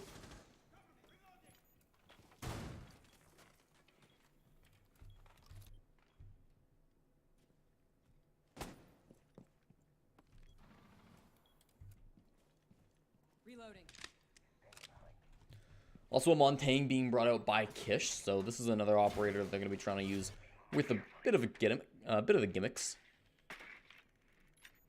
I guess Nomad. Is Nomad really considered a gimmick? I don't think it is. Seems like a pretty valid strategy in my mind. And Montaigne, of course, can be quite valid as well. It does take a specific team, specific playstyle to pull it off, but they've already gotten quite a bit of ground. They're already into the billiards with their Montaigne. Discover's already getting kills on the Nosk, so that's a little bit less helpful for 7 Spades.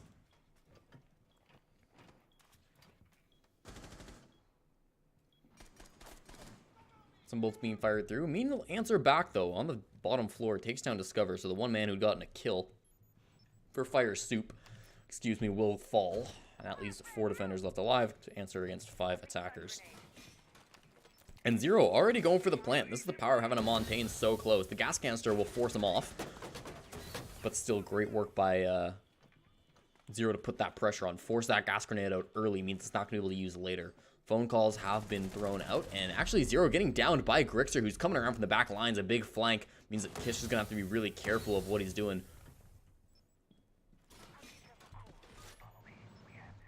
And still just watching the flank. It'll be Motive now, trying to plant in behind the Montaigne, doing the best that he can to protect his player right behind him, but it's not going to happen for him. Forrest gets 2 kills, both with the pistol. Brilliant play by the Jaeger. Leaves it all on to Mean, playing an operator who also quite likes to use that pistol, the P12. Right now, probably going to be focusing on the primary weapon. Got to be really careful. A little bit slow to react on the right-hand side. Lots of heads to look at, but none of them that he's able to land. It'll be Forrest getting, what was that, a 3K? Brilliant work by Forrest in this first round to start us off on Coastline. 2 with a pistol.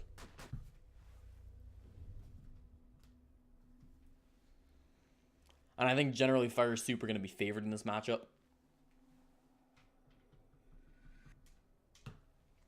Don't get me wrong, 7 Spades were given the 4th seed for a reason in this tournament of, I don't know, like 90 teams. And they had some really dominant matches. I didn't watch any of them, obviously, but look at the scores. They had a lot of 7-0s, a lot of 7-1s. Not going to be a 7-0 here against Fire Soup, but a comparable team. I would put Fire Soup ahead of them in terms of who has the edge, though. Just some more common players, some names that are a little bit more recognizable, at least to me. Kitchen service entrance is going to be the second bomb site that Fire Soup have chosen to defend. This one probably a little bit more popular than their last one. I didn't talk too much about it, but Hookah Billiards it's an odd site. Some teams really like it, some teams really don't like it. The fact that they went to it first implies that probably Fire Soup are quite fans, but Coastline's always going to be a divisive map, where some teams are going to prefer one map, or one bomb site, some teams are going to prefer another. There's a lot of discussion over what really is the best bomb site. Depends a lot on your playstyle, but also on the bans. The fact that Mira goes out pretty much eliminates the top floor Penthouse Theater. Not entirely. I mean, I definitely have seen teams run Penthouse Theater without a Mira. And I've seen teams have Mira available to them and never run Penthouse Theater. So again, there's a lot of disagreement over what the best defensive bomb sites are. The general consensus is that none of them are very good. This is a pretty attacker-favored map. So just the fact that 7 Spades lost that first round is a little bit worrying. However, it is the best bomb site for Fire Soup. It's a primary, so maybe you're not super concerned. My air jab is deployed. Lamborghini does get shot a little bit. It's going to be not too happy about that. Motive has made his way in, but he's actually going to bait his teammate. Bull's firing right past his head. He will get the kill because of it. Grixer does fall, but he got a free kill because of it. Of course, the buck going down. That's going to be a lot of soft destruction off the board. And that's not really something that they can get. They have much else of. And pretty much no other way to destroy any soft walls. So I hope that wasn't going to be their primary strategy. If they take control of that top floor, it's going to be a lot less effective now. It's pronounced Noski. Oh, like Noski? Gotcha. Thanks for letting me know.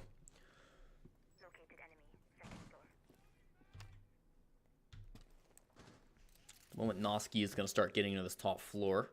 And he has had some pings. There are clearly some roamers up top here, or at least there were. At the moment, it doesn't look like there are any anymore. Slippery might have been the man who dropped down.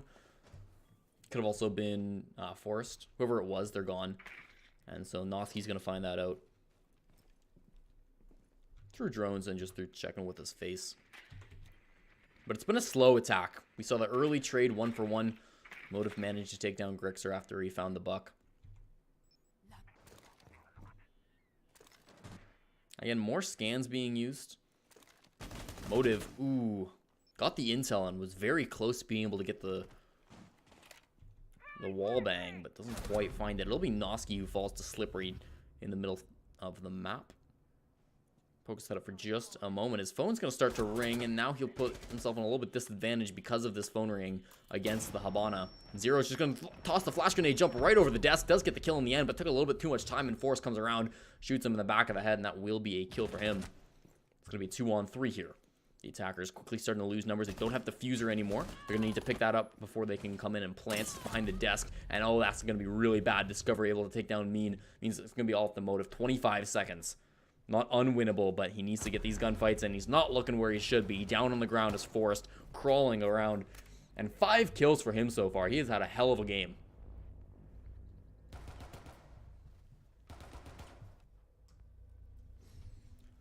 That man, a big reason why Fire Super up 2-0 right now.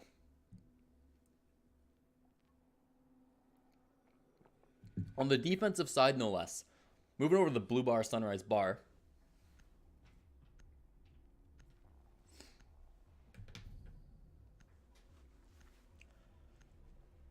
And again, this bomb site, not great for defenders, but you don't want to choose Penthouse Theater generally. And honestly, it's not that bad, right? Compared to your other bomb sites, probably most teams would put this one below the other two, but not necessarily.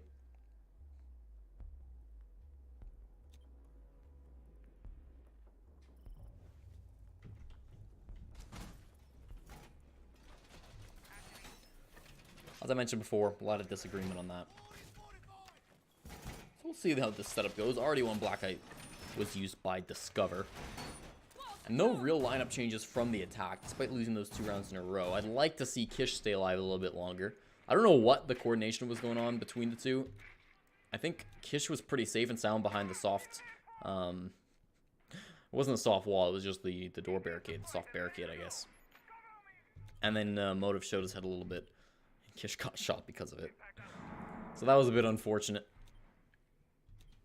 Let's go to the scoreboard, hopefully before we crash. Nobody really stepping out in terms of 7 spades, but it's only 2 rounds in. They lost both of them. It's kind of what you'd expect to see. The fact that like guys like Bryce have 0 kills, it's not really telling of anything because it's pretty much just been Forrest running around and getting all the kills before anybody else even has a chance. We'll see how they want to play this one. Starting to set up an aggressive hold in office, which is a little bit off the bomb site. Is there anybody playing up top is what I wonder. Yes, there is. It is going to be Slippery. Gonna try to slip around up here. Grixer in the main lobby as well with Forrest has fallen off, left Discover in the offices all alone. Bryce is the man sitting back on the bomb site.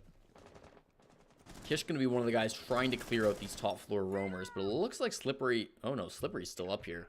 Who was it? It's gonna be Grixer who just drops back down to the main floor. And again, they're taking a slow and methodical 7 spades. They want to make sure that they find out where everybody's at. Clear out the top floor. Don't need to rush things. Very indicative of a real team who's trying to play these for practice. You see 2 different types of teams in the Go4s. You see teams who are on the grind, really trying to get better. And you see teams who are basically just mixed teams of good players who do pretty well. A nice grenade was the first opening kill of this round in favor of the 7 spades, and Noski with another great shot on a Bryce. 3-on-5, and the man upstairs, Slippery, starting to slip away. Will make it for now, but again, has not managed to find anything. He's going to need to make something happen for his teammates. That phone call not going to help him one bit, but he'll be left alone as he has time to turn it off. Discover gets droned in the meantime. It's going to be him and Grixer who try to hold it down. Really, Slippery needs to go for a play at some point. The C4 not going to land at all. On the staircase, there is somebody, but whether they choose to aggress onto him, that is a different question. Zero is playing this diffuser, and Discover needs to stop him as soon as possible. He knows exactly where it's happening, but he can't thread the needle through the bomb. He gets it eventually, but it's a little bit too little too late. Zero falls, and it puts us into a 3-on-4. Finally, the first attacker goes down. Now Slippery starts to make his move, but is he going to be making too much noise, or is it too late? Everybody else seems to be kind of long gone through the soft wall. That was on the staircase. Motive was able to find Discover, so that's one more defender wasn't able to get anything, and Motive with another one drops down. Kish stabbed in the back, not even aware of what could happen, but jumps right in the window in his position. Very much known. Motive will shut him down. And finally, 7 spades gets around on the board.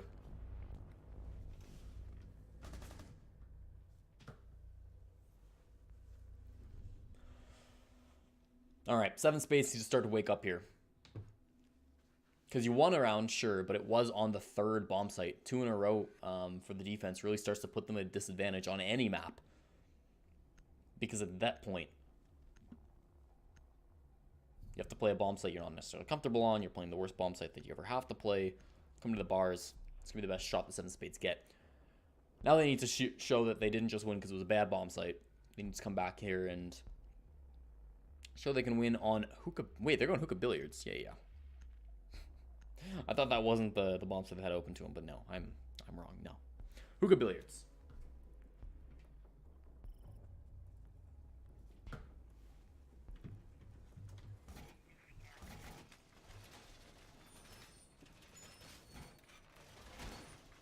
So now there's been a bit of a change on the attacker lineup. They're going to bring Mean on the Blackbeard, which I like a lot, actually. Now they know for sure which bomb site they want to be playing, or they're going to be attacking on, because it's not going to be Penthouse Theater. Now they know for 100% where they're going to be going. They can sort of adjust their playstyle. They can adjust their operators a little bit more than they otherwise could have. A lot of good windows for Blackbeard on this map. Of course, you can, well, one thing, you can hide down here, right? If you're going to be on the repel and sitting down below, gives you some great angles. To start things off, clear out this aquarium, but then as soon as that's gone, you can work this window over by billiards. You can work the northwards facing window on the B-bomb site, on hookah. A lot of different options you've got. Some roster changes onto Fire Soup as well. Slippery moving on to the Pulse. A great operator to play from down below. Usually you won't really see anybody down below, but of course you've got a Pulse. That's going to be the one exception to that rule. A bit slow on the setup, but probably not going to be an issue. With the way that 7 spades have been playing this, they take their time droning, they take their time getting in, they take their time with the setup. Maybe Motive is the one exception. We saw him coming into this into the bars a couple of rounds ago, and he got an early kill. This time it was him who gets killed pretty early. Slippery on that flank. We'll find the kill with the UMP-45. Now it's Mean. It's going to be an interesting spot to be playing with on the Blackbeard. It still does give you quite a bit of protection because, of course, that bar is going to cover your lower body. Presumably, they're going to try to clear that man out, Pulse down the bottom floor, and then start focusing on this top floor. The fact that you've already lost one to the roamer certainly is painful, but Slippery's actually moved his way up top, and I don't believe anybody's taken his place. Nope, does not appear to be so. Grixer's sort of on the stairs, but not really anything that you're going to be worried about if you're running around on that bottom floor. So, at this point, certainly the attackers should be focused on getting into this top floor, getting into the bomb site. Already we see one air jab launcher being used. And Kish is about to find a whole host of people. He finds at least one. Goes through the window and doesn't quite find anybody. A little bit slow. But again, you can just sort of place an air jab launcher down there and doesn't have to worry about it. He's a Claymore as well. I mean, nobody's flanking right now. I challenge anybody to try to do any sort of a roam there. A great C4 from Discover, though. You don't need to flank, especially when Discover's popping off like that. A C4 and a headshot back to back. Grixer gets shut down by Mean. As the Blackbeard playing on the window is exactly what I was talking about a little bit earlier. Noski able to find somebody in the hallway, but he gets the ping and that player will back off. Noski eventually finds somebody anyways, though. Doesn't even matter they were running away. Forced goes down to a headshot. I'll leave it all into the Buck and the Blackbeard to get back into the bomb site. 30 seconds to do so. Not an easy task at all. Diffuser's down, but it's certainly within reach. They're a little bit worried of flanks, but thanks to the air jab, they're not so worried about it. From down below as well, they need to be a little bit concerned. The Buck may be the best operator to try to handle somebody playing down below you, but they don't really have time to worry about that. Missing all of the shots. That is not going to be a good play from Noski, sorry, running through the gas canisters. Can't quite see it. Discover gets the final headshot. He really popped off that round. Take a look at his stats, and he has jumped above Force in terms of kills for 7 instead of the 5 being played by the Jaeger. Great work.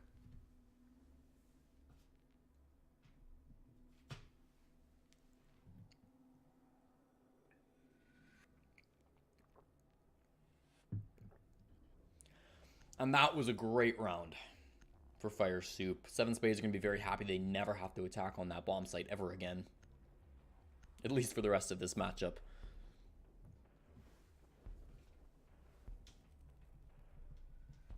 And unless they play it in the finals for the rest of the tournament.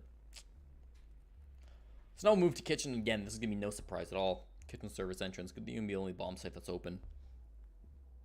Other than this very unpopular 4th bomb site, Penthouse Theater.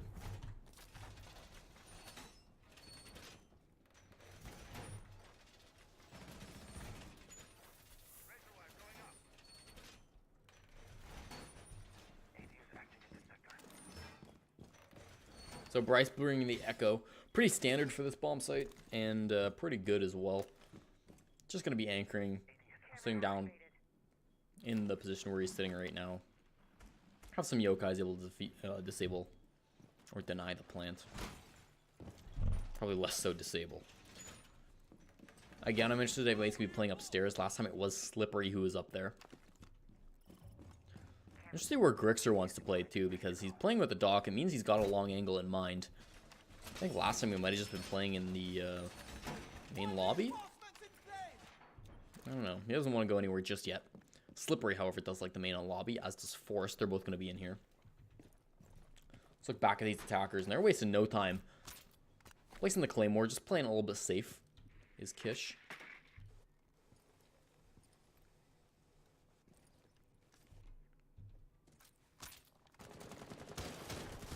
And again, we're going to take our time. We're going to clear out that top floor. That's the mentality of 7 Spades. Is there even anybody up here? No, there's not. But they don't know that, and they want to take it as carefully as they can. Don't like taking risks, and it hasn't paid off too well for them. I mean, the skill on Fire Soup is just so immense that it might just sort of be a case where 2 teams not exactly on the same level.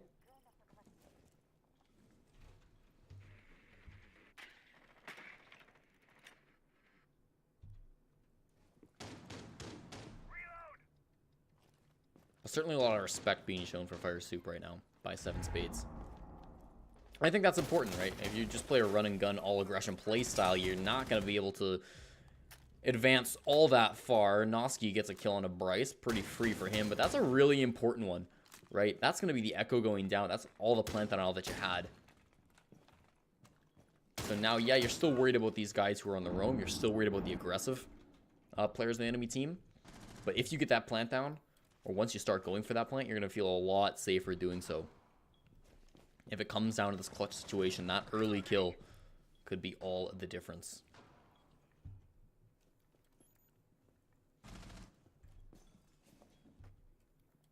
Slippery in the main lobby. Force is going to come down and try to help him out. Knows that somebody is right up above him.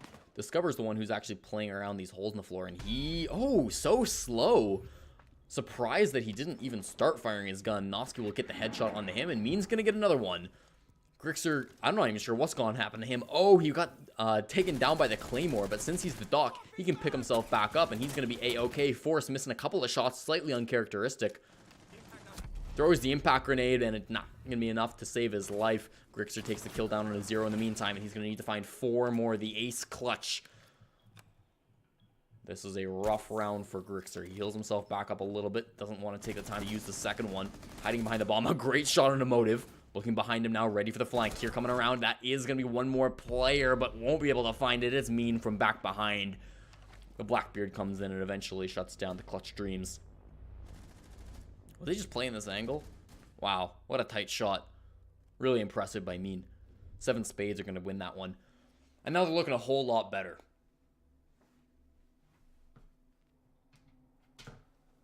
3-2 is the scoreline. Means they're not going to go 4-2 or even 5-1. No, they could still go 4-2. What am I saying? 5-1 is no longer on the option. No longer on the table.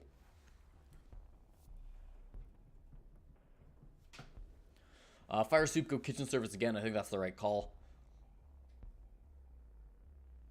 I think they didn't really like the bars all that much.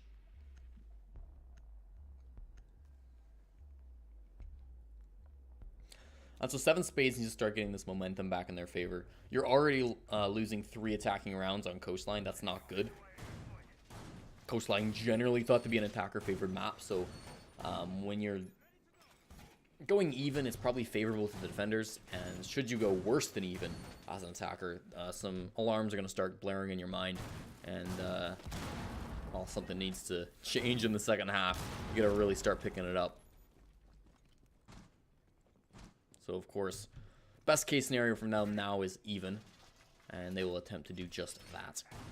Cricks are completely covering up his teammate's rotation hole. I mean, I guess they made one right next to it. I don't know why 2 of those were necessary. Oh, well. It is interesting. I mean, they have a bit of an angle now that they've created, since they're not reinforcing that middle wall. This is quite a bit different from how they were setting up the site last time. I should also note there's 2 French operators being played, and this is always an aggressive move. Grixer, if he had waited for just a split second more, he might have been able to find a kill, but falls off of it instead. And we'll just run upstairs to try to do something later on in the round.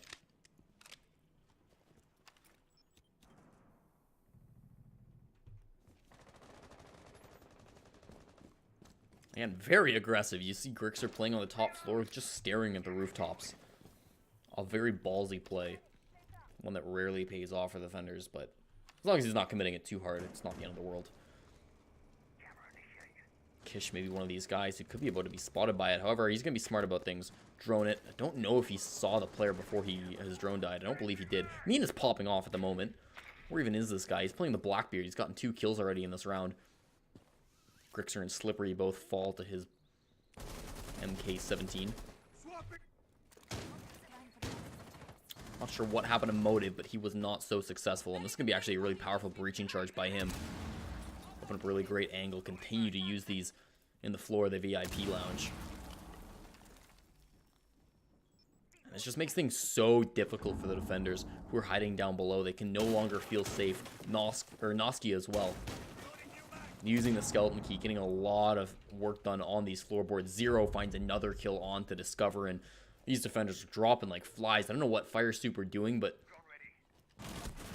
they have found no answer. Finally, one goes in their favor. Motive will fall up top. And the way that 7 Spades have started to play this attack, it's amazing what having your buck alive for this this attack can do for you. I think they're more than confident Melski going to get another kill on a Forest, and Kish gets the last one. Good God. 7 Spades looks like a completely different team in that round. I mean, even the last round, yeah, they won it, but it was nowhere near that dominant, was it? Am I just forgetting how good these guys are? Because apparently they're amazing. 7 Spades, making it a 3-3 as we move into halftime.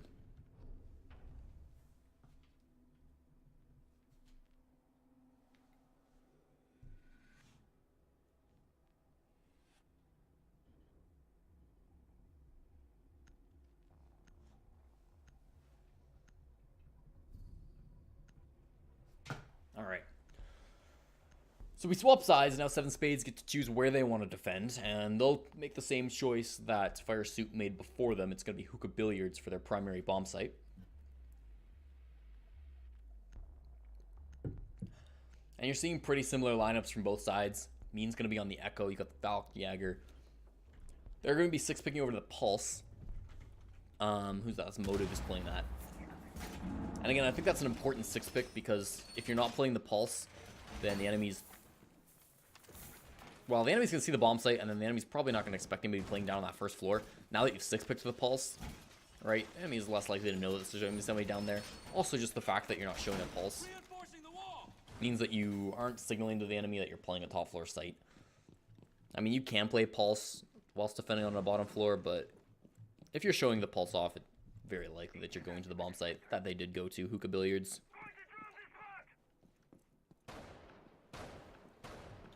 Alright. Take a look at the rest of the setup. Kish really starting to open up downstairs, and it's interesting that he would want all of this opened up. I wonder who's going to be playing around that area that's actually going to be impactful, because usually you don't really see anybody playing in that area of the map in towards the bars. It's probably Motive who he's opening that up for. He does need to be careful he can get back up the site. He has made it back up safely. Noski as well is going to be currently roaming the penthouse. He's got a lot of options as to where he wants to go depending on where these attackers start to come from. I like these holes being made by Zero as well. Less so for him, more so for Kish, who's playing back behind that hard wall. Gives him a lot of options, certainly. So let's move over to the attackers. Fire Soup, what are they up to? Well, they're starting to clear out this bottom floor.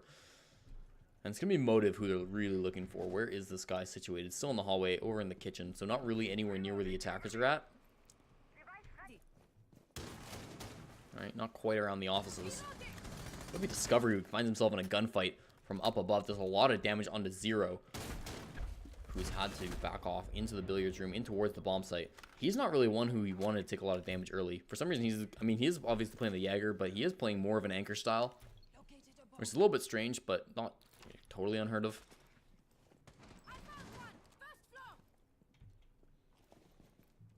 So him taking damage early is not going to be great. Discover now having to deal with all of these opened up lower portions of the wall in the blue bar. He'll walk right past it again, though. Nobody really playing over towards that area, so it's not going to punish him. It is Motive who just has rotated around, though, and had he been a few seconds earlier, that would have been a kill for him. But Bryce and Discover both going to be a kill for them. Noski and Mean both will fall. Kish going to get a kill in return, though. Discover will fall, and his phone will start to ring. Zero now not going to be happy with this. With very little HP, he's going to be tasked with stopping any sort of aggression to the bomb site while these phone calls come out. But despite the phone calls, there's actually been no attempt of a push or anything like that. So Zero, just with this pixel peek, hoping to get rewarded by something. Of course, got to be worried about people down below him, but that's what Motive is for, right? Keep these downstairs safe, or at least the best that he can. With this very tight angle, Zero not able to get anything. Gonna change it a little bit, and Slippery from down below will take down Motive. So now, of course, you're feeling a lot less safe from these floorboards, but there's not a ton you can do about it. Basically, just pray they don't know where you're at. But they do. Slippery from down below. Exactly what I was talking about. You can't feel safe with those floorboards. You kind of have to play in an unexpected situation. And Kish, last man alive, a little bit slow on that reaction time. Force will come out on top, playing by the window. And, you know, we'll get to see this one again. Great couple of rounds that he's firing off. Give round number 7 in favor of Fire Soup, keeping the lead back in their favor.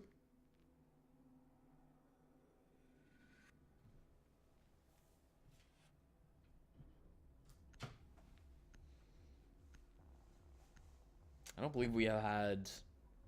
No, it's always been either a tie game or in favor of Fire Soup.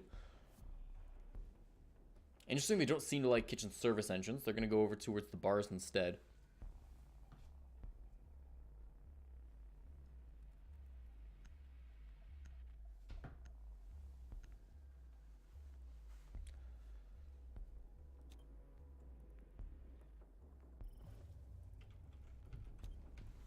I'm still taking another look at this lineup. They have brought the Rook, which is interesting. Might be because they want some certain impacts to be used. Because often you'll bring the Dock instead of the Rook. It's basically the same operator, except utility's different, of course, and your gadget's different, so certainly a choice there. A little bit more expendable on the Rook.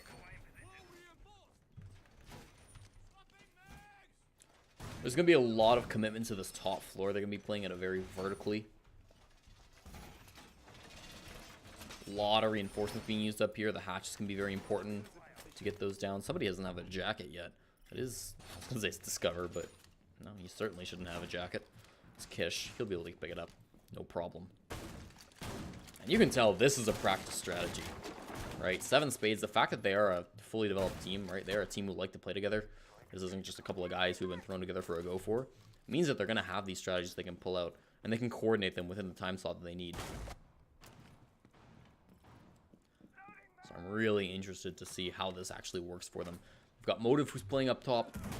They're already facing a little bit of aggression. Or, sorry, what am I saying? That's just Noski who's using his own impacts to create the holes that they want. An ADS being used right next to that open floorboard. Just makes it a little bit safer for the defenders if anybody tries to throw a grenade up towards that hole that they created. Means that it's not gonna land, of course.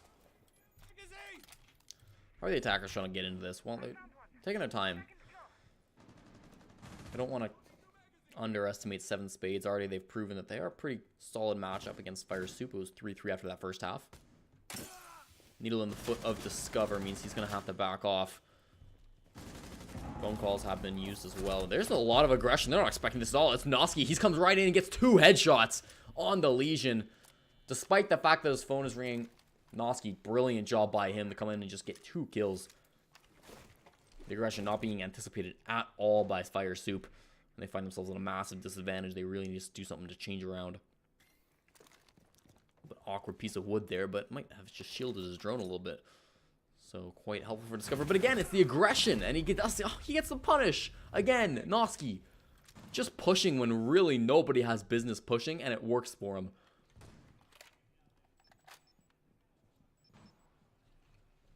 The positioning so far from the Legion player has been absolutely phenomenal. Good. I was going to say, if he gets a fourth one here, this is going to be the end of it. Finally, though, Force shuts him down. Not before his teammate will fall, though, and he's going to need the ace if he wants to win this for his team. Picks up the diffuser. It was safe and sound sitting outside. He's only got 45 seconds to work with. Logic bomb number last goes out. Not a chance. Good lord. Mean will shut that down from a mile away. He's got the Echo drone with him. And, yeah, that's a rough one if you're the Dokebi.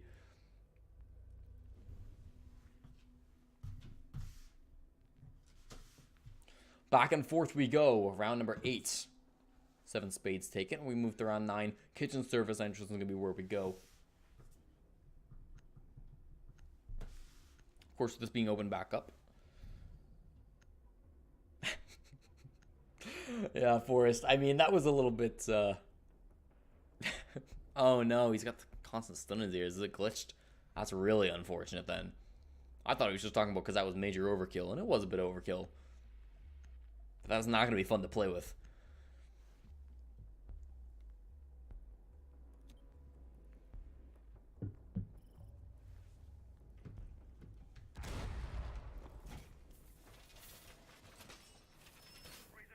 So it was a really strong defense from 7 spades the first time they defended here. I expect it to be the same situation. Clearly this is a team who have strategies they've been practicing. They've got an idea of how they want to play things, so if they can just execute what they did last time, shouldn't have another problem defending this one. It's going to be the next 2 rounds, really, that decide this matchup, of course. But I think this one should be going in favor of 7 spades. Anything can happen, of course. Every round is a new round. We can take a look at stats, because we actually haven't had any rehosts, which is amazing. And on both sides, you see 2 big fraggers. Discover and Forest versus Mean and Noski. Everybody else sort of, I mean, I don't want to say slacking, but it's very similar. You've got a 5 on both sides, and then you've got a 3 and a 4 versus a 2 and a 1. Stats very even from both these teams. And quite different playstyles, too.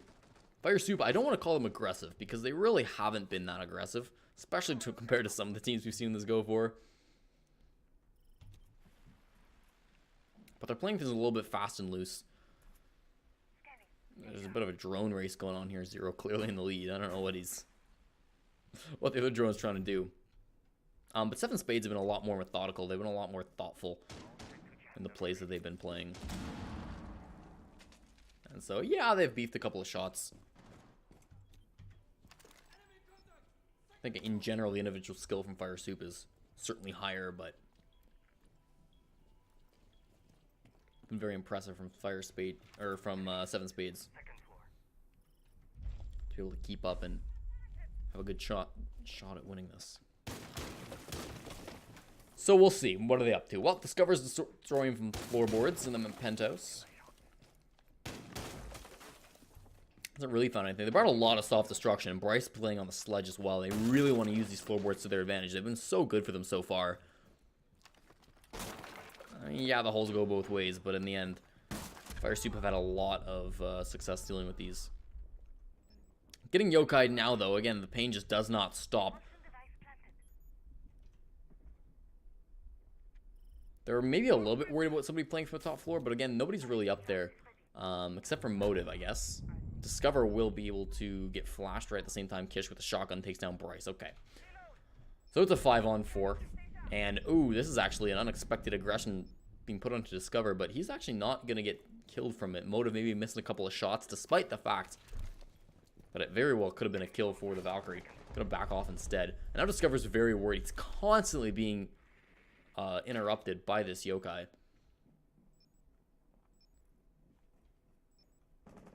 Just over and over again, Discover. He really needs Slippery or somebody to come right back up to him and help him out, because right now he's just having so much trouble. constantly, eventually will get killed by Motive. His suffering will end. From down below, the Valkyrie makes it happen. Oh, with the pistol, almost will be able to get a second one. Gonna be rotating back around, and ooh, a great shot. Actually gets the down, but can't get the finish off, and that won't even be the kill in the end. It's a 3-on-3. Finally, Noski will finish it off. It's a 2-on-3. Forrest now trying to get out through the bathroom, but it's Mean who's staying on the other side of things. Going to put it all in the Grix to come back in and win it for Fire Soup.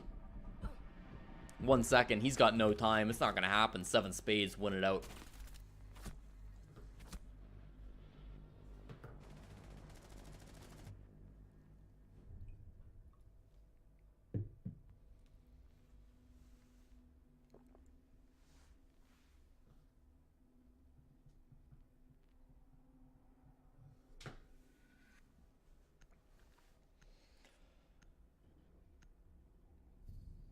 So again, kind of as I was expecting, that was a pretty dominant hold on the kitchen. They had it pretty well down in round number 7. Round number 9, really no difference. Hookah Billiards is going to be the next call. Again, those Yokai blasts were just so constant onto Discover. I mean, what was he even supposed to do? I don't know why Slippery, who was just sitting down right below him almost, right, just outside the building, outside of service entrance, couldn't have just come on up and helped him out a little bit. I mean, that would have hopefully made the Bucks stay alive a little bit longer. Certainly made his job quite a bit easier, quite a bit more pleasant. But round number 10. And Hookah Billiards is going to be the call. Now, how did this one work out for them earlier? They only played it once, but they did lose it. So they lost it once, never tried to go back. Of course, there are other 2 bomb sets that they won. Bars and Kitchen both going to be locked up, so they're going to give it another shot. And round number 10, we're really starting to get down to things here. 7 spades, a great chance to move on to the finals.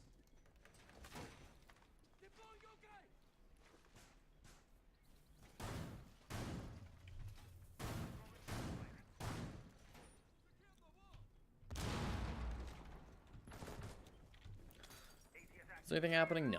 So again, you see like aggressive operators such as the Rook being played by 7 spades, but they're not doing anything stupid with it, right? They're still just playing it pretty safe. I say stupid. That's not necessarily the word that I want to be using, but not doing anything risky with it. You know, I mean, he's just staying in the centerized bar. He is roaming. I mean, he's not playing on the site. Don't get me wrong, right? But he's not going for spawn peaks. He's not doing runouts. He's not doing anything like that. Kish with a very unique angle through the drone hole and then through the floorboards down behind it. I mean, he's not going to find anybody other than Motive at the moment, but should anybody else push an office? That's not the most common of angle, so they could get caught off guard by it.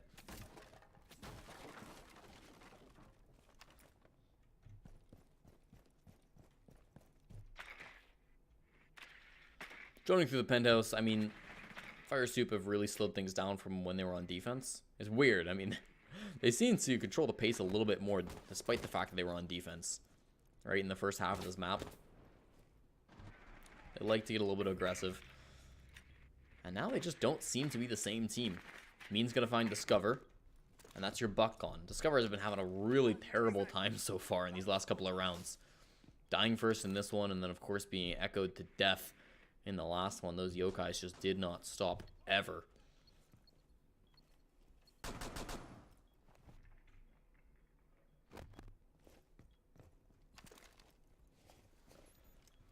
So Bryce starting to work his way into the sites, and nobody's really on that first floor. They're fully committed to just attacking here onto the bomb site. Grixer, assuming somebody might be inside holding in Hookah, trying to blast through these windows, see if he can find anything, see if he can get a little bit lucky. He won't, though. It'll be Forrest who gets lucky. Noski with a return immediately onto Slippery. 2 unrelated frags leads that we're still in a player advantage favoring 7 spades, but it is quite a bit smaller now.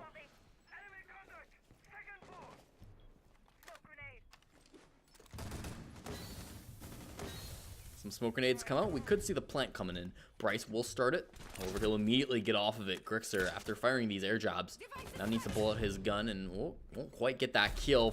Focusing forward, but it's Zero who comes out on top. Grixer can't able to get anything from behind. Bryce finds the headshot on a Zero, and it's all going to be on to a 2-on-3.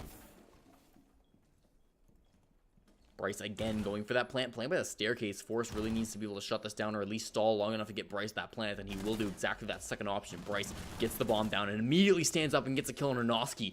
Means we're all even out in terms of the numbers. And 7 Spades looking a whole lot worse than they were just a few seconds ago. Forrest gets a kill on Amin. And that 5-5 just looming over the head of 7 Spades. This should have been around for them. They had the early lead. They continue to get kills, but it doesn't end up happening. Fire Soup clean round number 10 up.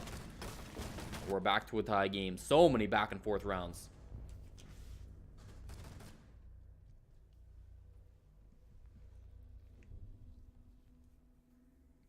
Now, did they go to the bars?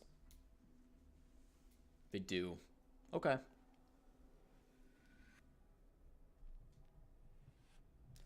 I wasn't sure because the fact that they were able to choose hookah billiards, or the fact that chose hookah billiards before bars means that in general they seem to prefer it. However, the fact they've lost it twice definitely can push a team away from a bomb site. Especially since that last one was so close. That last one was definitely a winnable round, but slipped away from them at the end there. Let's choose bars instead, which is interesting. They did win it the first time they defended it. That was round number 8. Yes, it was.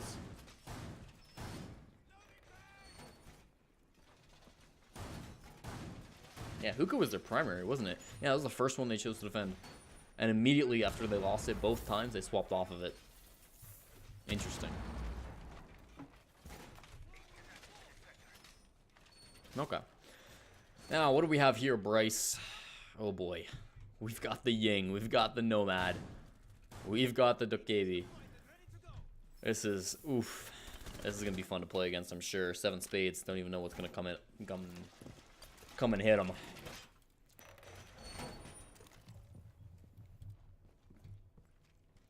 Motive again going to be on the pulse. Hopefully going to be able to get a little bit of early information. He's in the correct position. If they're going to have a lot of people who are playing around this west wall. Right where you see somebody right now. Looks like he's going up top. We can see in the outlines. That'll be Nosk who he ends up finding then. Just on the outside of that window. This could be very dangerous for Noski if he's not too careful. Who was it? Looks like might have been Discover. I think he was just trying to open up the window and then back off. Just put a little bit of fear into the roamer's mind. Doesn't even matter if there's somebody up there or not. Oh no.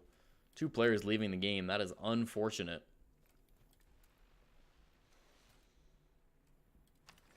Means we're likely going to have a rehost after this. Puts us in a 4-on-4. An interesting situation to be sure.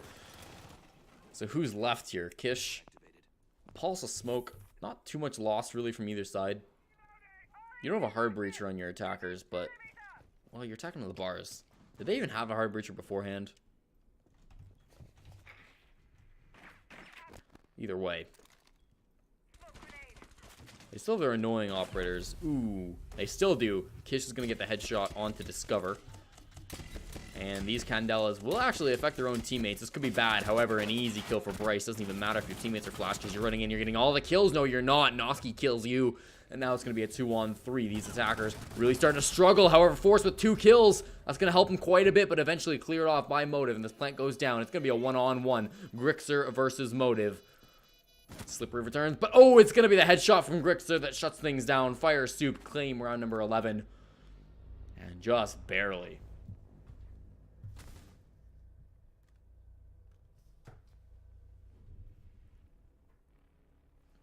Okay, are we going to need a rehost? I'm assuming so.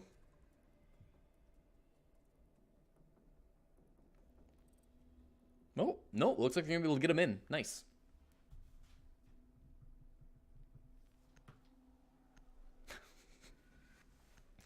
Oh yeah, so welcome to year 4. Kitchen service entrance is going to be our last bomb site in regular time. Will we see Fire Soup moving on to the grand finals, or are 7 Spades going to force us to overtime?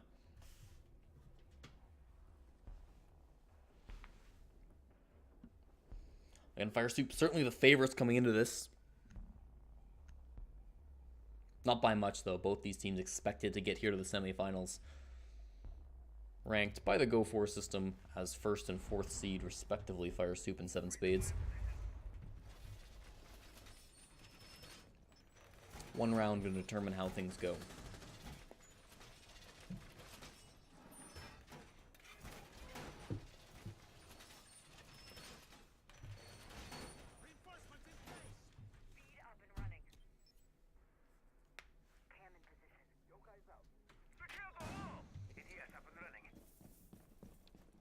So it's Kitchen Service. They've just lost both of their primary bomb sites, and they're going to their third bomb site by choice. They could literally go anywhere they want right now, and they're choosing to go to the bomb site that they chose third.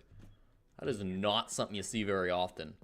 Seven Spades play every bomb site exactly once, despite the fact that they have had quite a few losses in a mix. This is generally thought to be an attacker-sided map. This is generally thought, or this is presumably Seven Spades' worst bomb site of the three that they actually play. Basing that only on the fact that they chose to do it last. It's not looking good, I'm not going to lie here. However, they did get the successful defense on this bomb site last time. So they've at least got that. Oh no, don't tell me.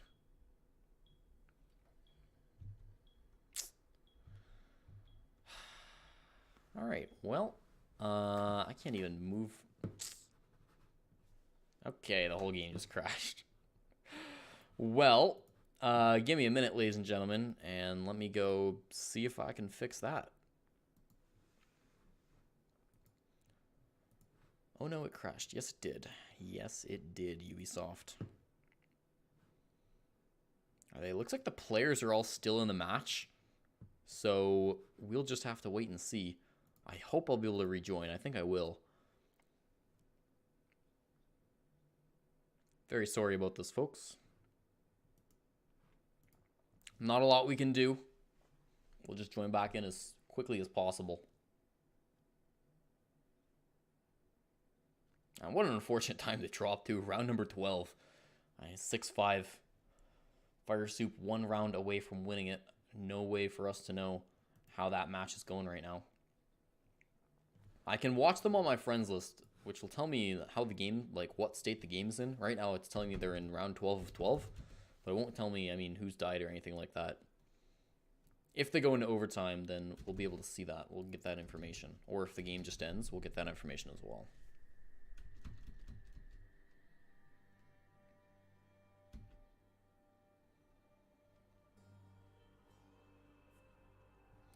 Reconnect. Yes, please. Yes, please. That would be nice.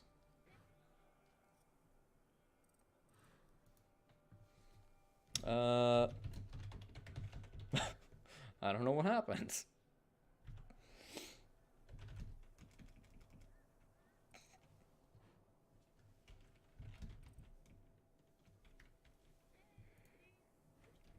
Alright, looks like a bunch of them crashed.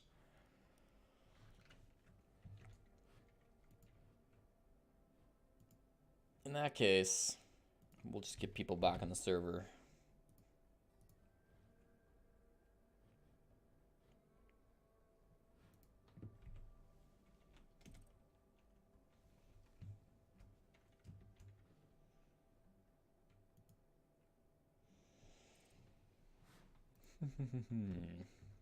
Alright, I'll create a new server just because I feel like that's probably better.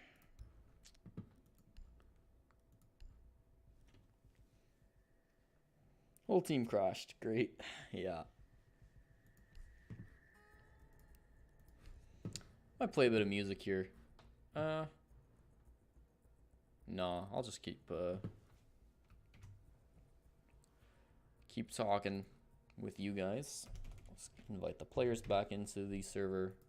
Again, if you're just joining us, we have had the whole server crash at round number 12. So we're just going to create the server again, invite everybody, and hopefully play out the final round in overtime if we need it without any more issues. Let's see, who was banned? Glaz was, Jackal was, Miro was, and Maestro was. Orange team started as attackers. We haven't had overtime yet.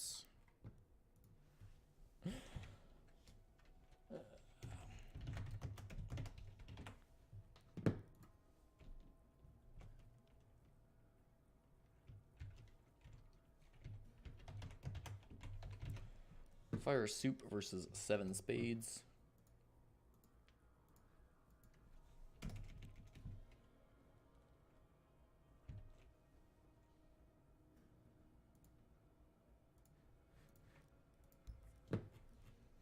1, 2, 3, 4, 5, 6, 7, 8, 9, 10, 11 rounds. And what were all of these? So it went blue, blue, orange. Blue, orange, orange.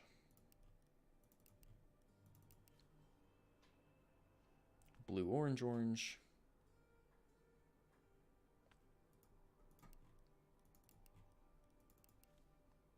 Blue, blue. Great. Now the objectives. Hookah, kitchen, bar. Hookah, kitchen, bar. Hookah, kitchen, kitchen.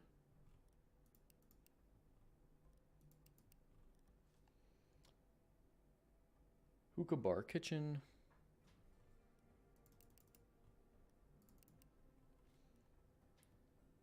Hookah, bar. Okay.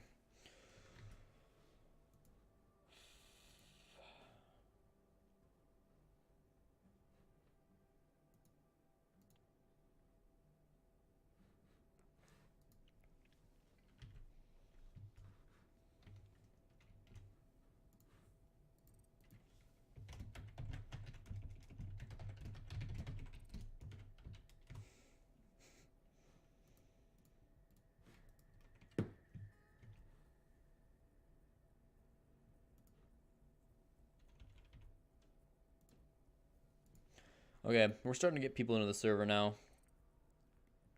Most of Seven Spades have joined. We'll start to get Fire Soup in as soon as they start their games back up again, because their whole game's crashed, including mine.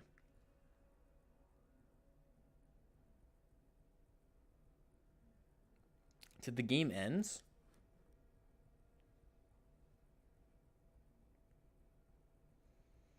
I mean, I guess if you play... I guess, like, what happened there? Because I crashed. I'm not sure what actually went down there. I think we're just playing out the final round.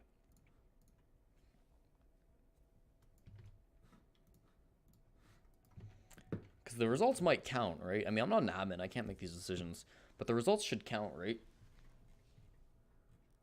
If it's too late to rehost. But the host crashed, so I don't know. Blue, blue, orange. How many teams? 1, 2, 3, 4, 5, 6. Okay, good.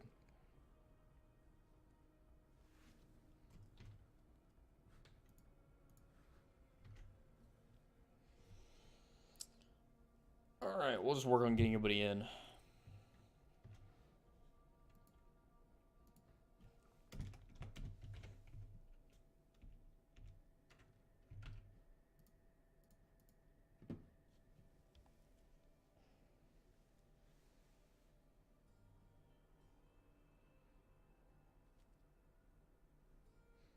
Again, apologies for the delays.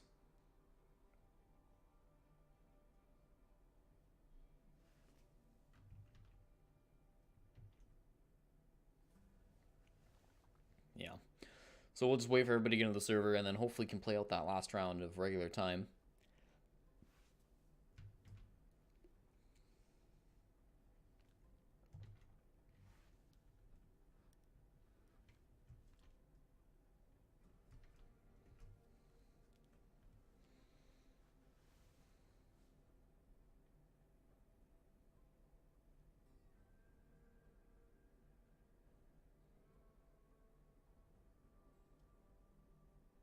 At the moment, we have all 5 of the 7 spades in the server and only 1 player from Fire Soup.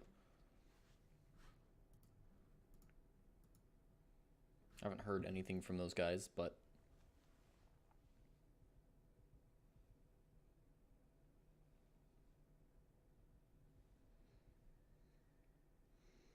yeah, I don't know. Okay, assuming what happened, I could be wrong about this, but assuming what happened was 3 players crashed from 7 spades, an undetermined amount crashed from Fire Soup, and then some people didn't crash? Is that what I'm hearing?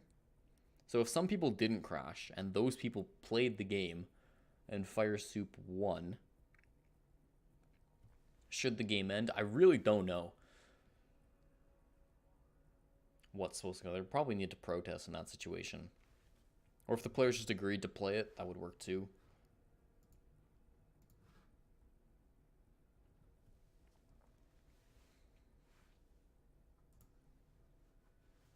Again, I'm not an admin, so I can't make those type of rulings. ESL rulebook makes it very clear. We do not get involved in that kind of stuff. So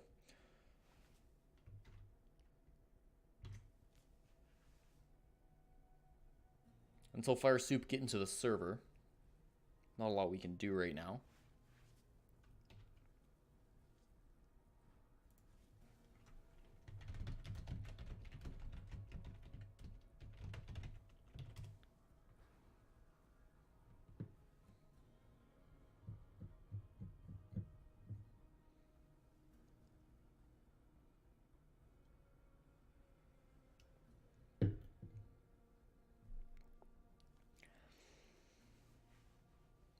It is getting pretty late. In terms of those finals, I'm not sure. Sometimes you see teams delay. So sometimes you'll see teams choose to play the finals tomorrow night or something like that.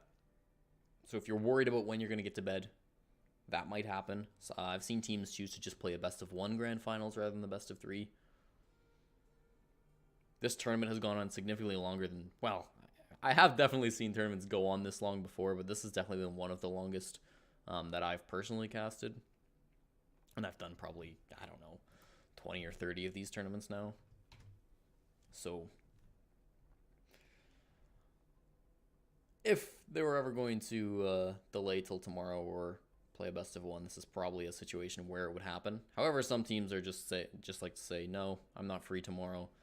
I want to play this the best game I can. We're doing the best of 3 tonight. So if that happens, then we're in it for the long haul.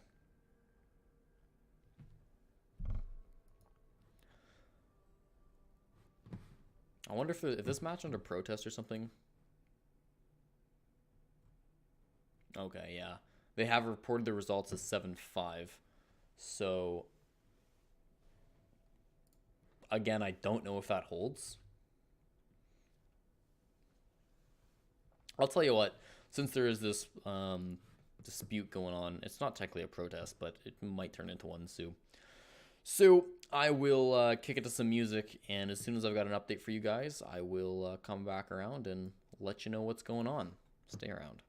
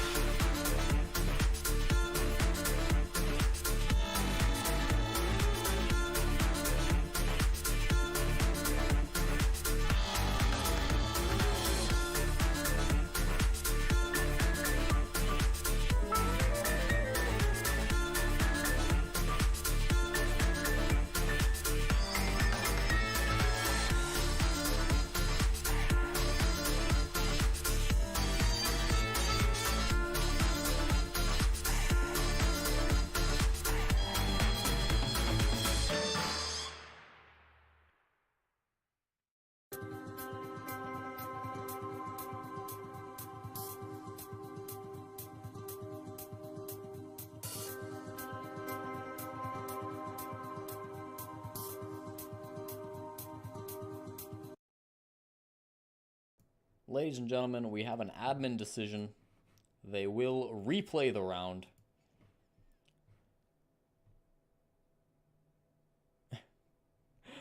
Yeah, the fact that 3 players crashed as well as me has made the admin decide that it is nowhere near enough to consider a fair result, so...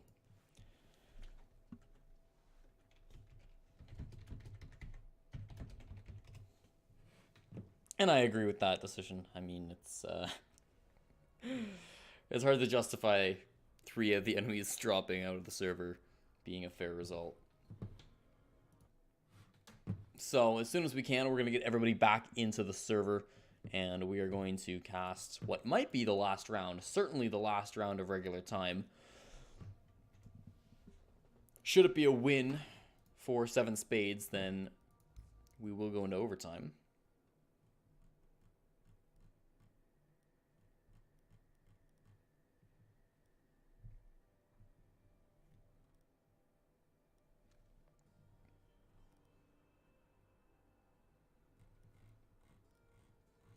I want to double check I've got the maps and everything set correctly. All the bands, all the rounds.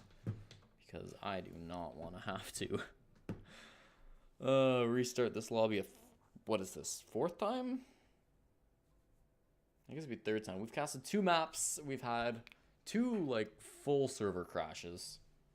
Well, we've had 1 full server crash where everybody got disconnected. This one were 3 players.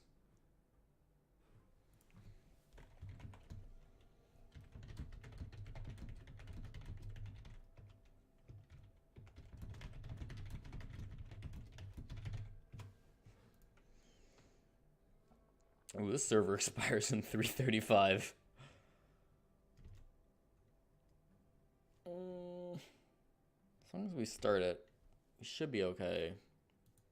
We're playing 1 round.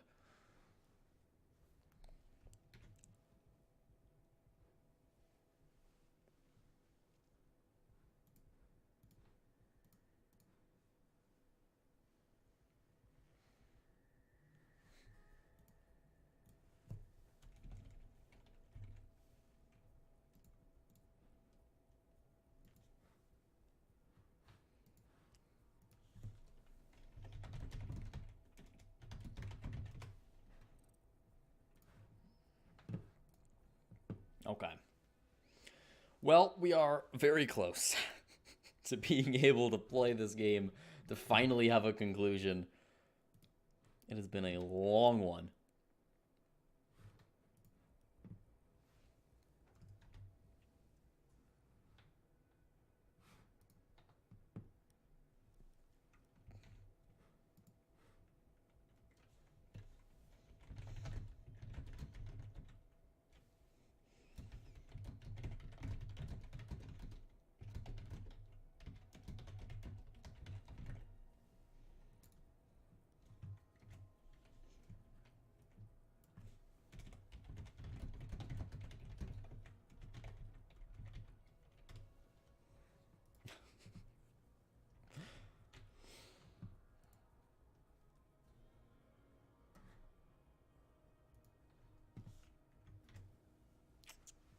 We're trying to get in as fast as possible.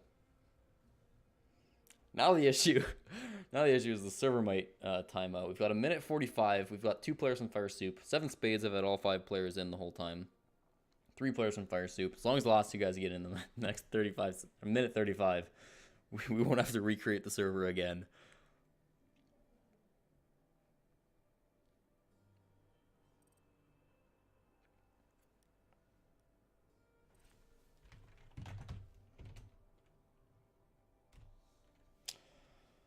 Nero and Discover are both ready. Here we go. Okay. They're playing the same ops, same bomb site. Round number 12. Fire Soup are up. 6-5 over 7 Spades.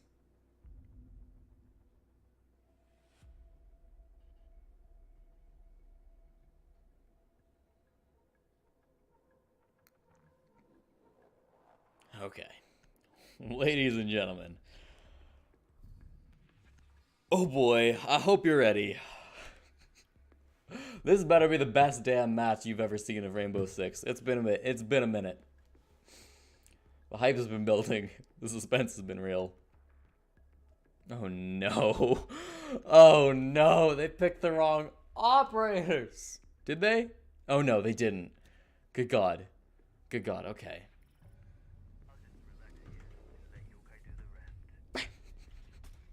Alright. I would have been so mad. Oh, I just want to go to bed. Alright. Round 12. Here we go. Fire Super found the bomb. They already knew where it was. So again, I mean, we've had to mention this a couple of times because we've had a couple of rehosts tonight. But, of course, the fact that it was a rehost means that there's going to be a little bit extra information specifically given to the attackers. They know about which operators the defense are going to be using, and of course they're going to know which bomb site they're going to be attacking onto. They somewhat know the strategies that the defenders were going to be using, but they've already attacked on this bomb site, and they can always change things up, so that's a little bit less relevant. Chris, I love this update. I really do. Pro League starts tomorrow, by the way. We'll see. Noski's going to be playing up on the second floor. Is anybody else going to be joining him? No, not at the moment. So they did have a couple of people last time rotate up here.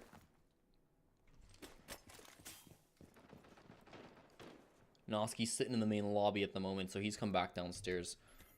Not too concerned about that. Generally, we've seen Fire Soup be relatively cautious. I mean, Seven Spades were taking everything very methodical, very slowly. Oh my God. Oh my God. They can't rehost?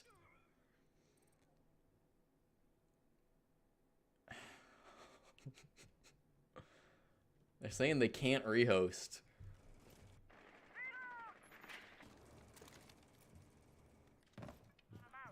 Oh no.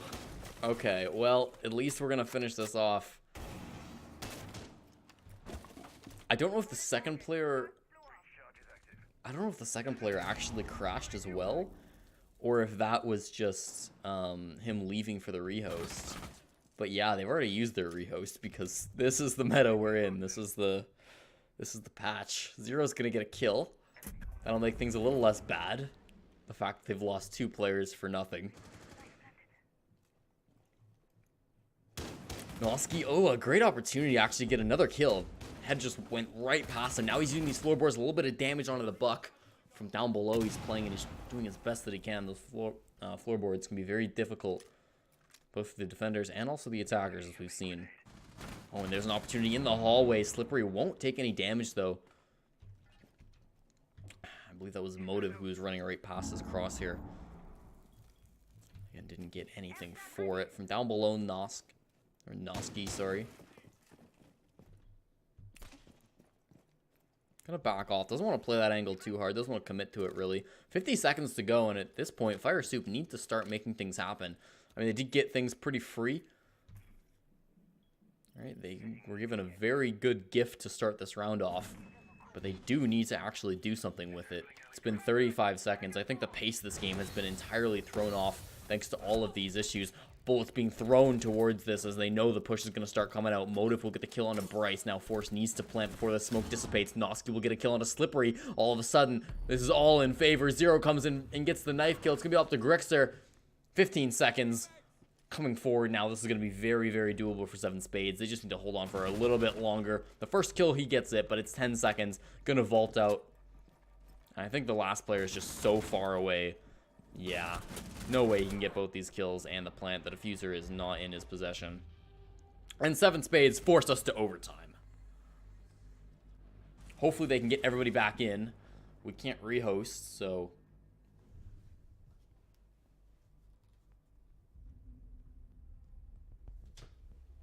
Fire Super gonna be starting on overtime, or starting on attack. Everybody did get in throughout that round, so... Thankfully... Thankfully, we're not going to be playing 5v4 or anything like that. And with the first overtime round, Seven Spades are going to choose to go to the kitchen service entrance.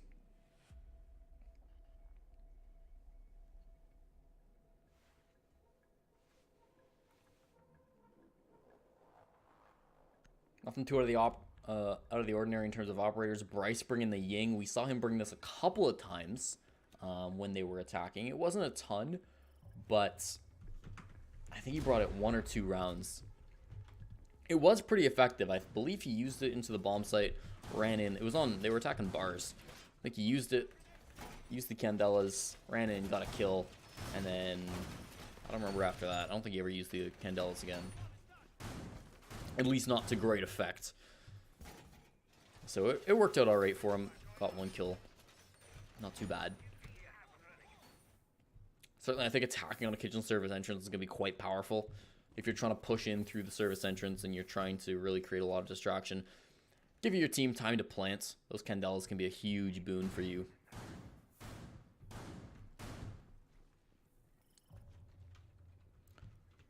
We'll continue looking around and see where people are going to be playing. Motive is now going to be the man who's playing upstairs. So this is going to be basically a repeat of what we just saw, despite the fact that... or no, Seven Spades won it, so yeah, of course they're going to repeat exactly what just worked for them. I mean, last time they were able to win this bomb site in a 3v5 right off the start. So having all 5 players in the servers should help them, right? I mean, if they were able to win it 3v5.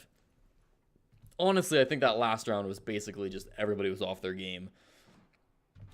Fire Soup maybe took it a little bit too easy because they were given those advantages. Perhaps weren't quite taking it as seriously as they should have, and because of that, they're now facing overtime, facing elimination even. Of course, winner of this moves on to grand finals. Loser is out of the tournament.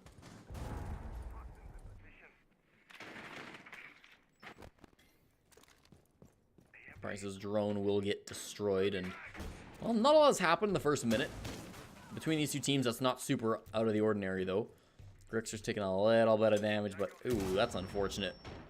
Discover missing his grenade. He's not going to be happy about that. He probably would have gotten, well, maybe. I don't know. It's tough to say. At least should have gotten some damage for that if it had actually gone down through the grates. Grixer with these breaching charges, he's done this a lot as well, and I do like it quite a bit. They play with so much soft destruction. Fire Soup do when attacking on this bomb site. Oh, and that could be a genius play if he used that air jab. Ooh, but now he's going to get shot from down below. It'll be Motive who takes him down, finally. Oh, not even down below. Playing through the VIP lounge. Bryce gets 2 in a row, though, to try to answer right back. And those Candelas so powerful. Just as I mentioned, as soon as he uses them, gets the plant down as well. The defender's now scrambling to try to get in a retake. Won't win the fight, though, and that's going to hurt him quite a bit. Bryce with 3 kills. Slippery gets the 4th, and it's all up to Mean outside. Forrest cleans them up. Fire Soup take round 13.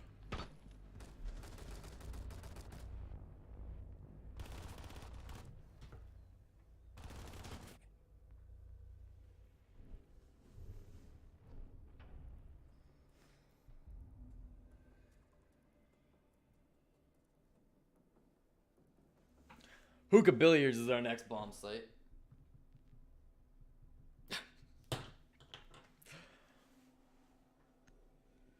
And Fire Soup, match point here. It has been quite a wild ride throughout this match and throughout this tournament. Of course, we were only casting for quarterfinals and semifinals, but both these teams have had to play a lot of matches tonight. And, well, just considering how many problems we've had in 2 games, I can't imagine that they've had smooth sailing the whole way through the first half of this tournament. So now, after all of that, Fire Soup could be just seconds away from winning this semi-final match and moving on to the grand finals, where I have no idea what's going on with the other half of the bracket. I know East Central is casting over there, so there is at least some way to figure out what's going down. And that is another thing to think about. I mean, we're really late. With all these delays, it's 2:30 already on the East Coast. And so these teams are starting to get really tired. The winner of this still has to play a match. And even the loser, there's a 3rd place match. So both these teams still have to play a match after this. Again, you will see teams reschedule from time to time. But that's not guaranteed. Especially if teams are going to be busy tomorrow night. It's not uncommon that they'll just play it. Force is going to be just doing something here. And I don't know that I love this play. A, you're on the Jaeger, which is not the best operator for runouts. I mean, it's better than your Smoke, for example, but you have a Doc. I mean, he's got the ACOG. Usually it would be a bit of a stronger target. it's not the worst thing in the world. But also because you're on match point, it's round 14. This is very do or die, and if you die, well, okay, fine, it worked. Noski will fall, and that's a really important operator that was working for them quite well. Noski on the Buck had been really devastating throughout the first 12 rounds, and, well, I guess the Buck doesn't matter. Or, sorry, the Doc doesn't matter. He can still heal up teammates, too, so, no, it doesn't matter. Who cares? Brilliant play by the Jaeger. The aggression pays off.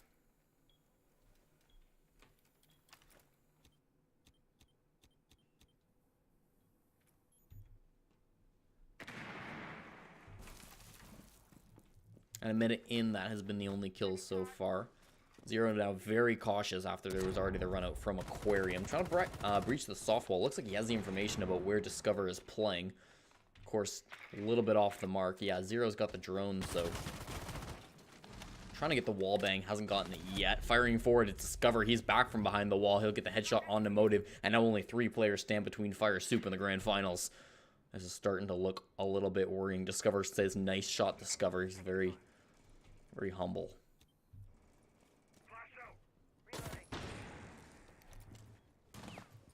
Minute 20. Mean on this window has been somewhat devastating in past rounds, but Forrest will be the one to come out on top over Kish. That leaves only 2 players remaining, and this is looking bad. Finally, it's getting a little bit better. There's a kill. Finally, Mean gets one in a slippery, and it's a 2-on-4.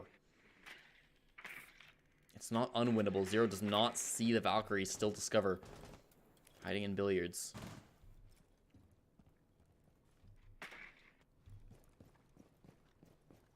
And time is really starting to tick down. I would have liked to see them do something a little bit earlier. They might be worried about roamers, right? I mean, you don't have your Nomad anymore, so you do have to be a little bit careful of people flanking. A Toxic Babe going to get tossed out, and of course, those haven't been used at all yet so far in this round. Not looking to the left. However, that could have been a push. It wasn't. Mean about to be coming out here now as well. Worried about that flank. He's just sort of running around. He's playing through the floorboards, but there's 25 seconds. They need to get this plant down sooner rather than later. Mean will cover as Zero's going to go for the plant behind the billiards table, or will he? Discover gets the kill on a Mean. Now it's a 4-on-1. Surely Zero, no hope at all. Bryce with a shotgun finishes things. And finally, this match will end. Ladies and gentlemen, that was going to be it for the semifinals. The grand finals are not going to be cast on this channel. They're going to be over on East Central Gaming's channel. So I will host him, and I get to go to bed. Nah. It's been a wild ride tonight, but I hope you have enjoyed despite the technical difficulties and despite the game crashing numerous times. It's still been a fun cast. It always is, right? We can complain sometimes about the game not working, but all in all, they're fun matches. Go4s are always a good time. With all that said, though, I'm gonna head out. I'll see you guys next time. Do feel free to follow the channel as well as my Twitter. You can see up on the top left-hand side of your screen. If you're interested in those kinds of things, if you like the cast, would appreciate it. Otherwise, I'll see you next time. Bye-bye.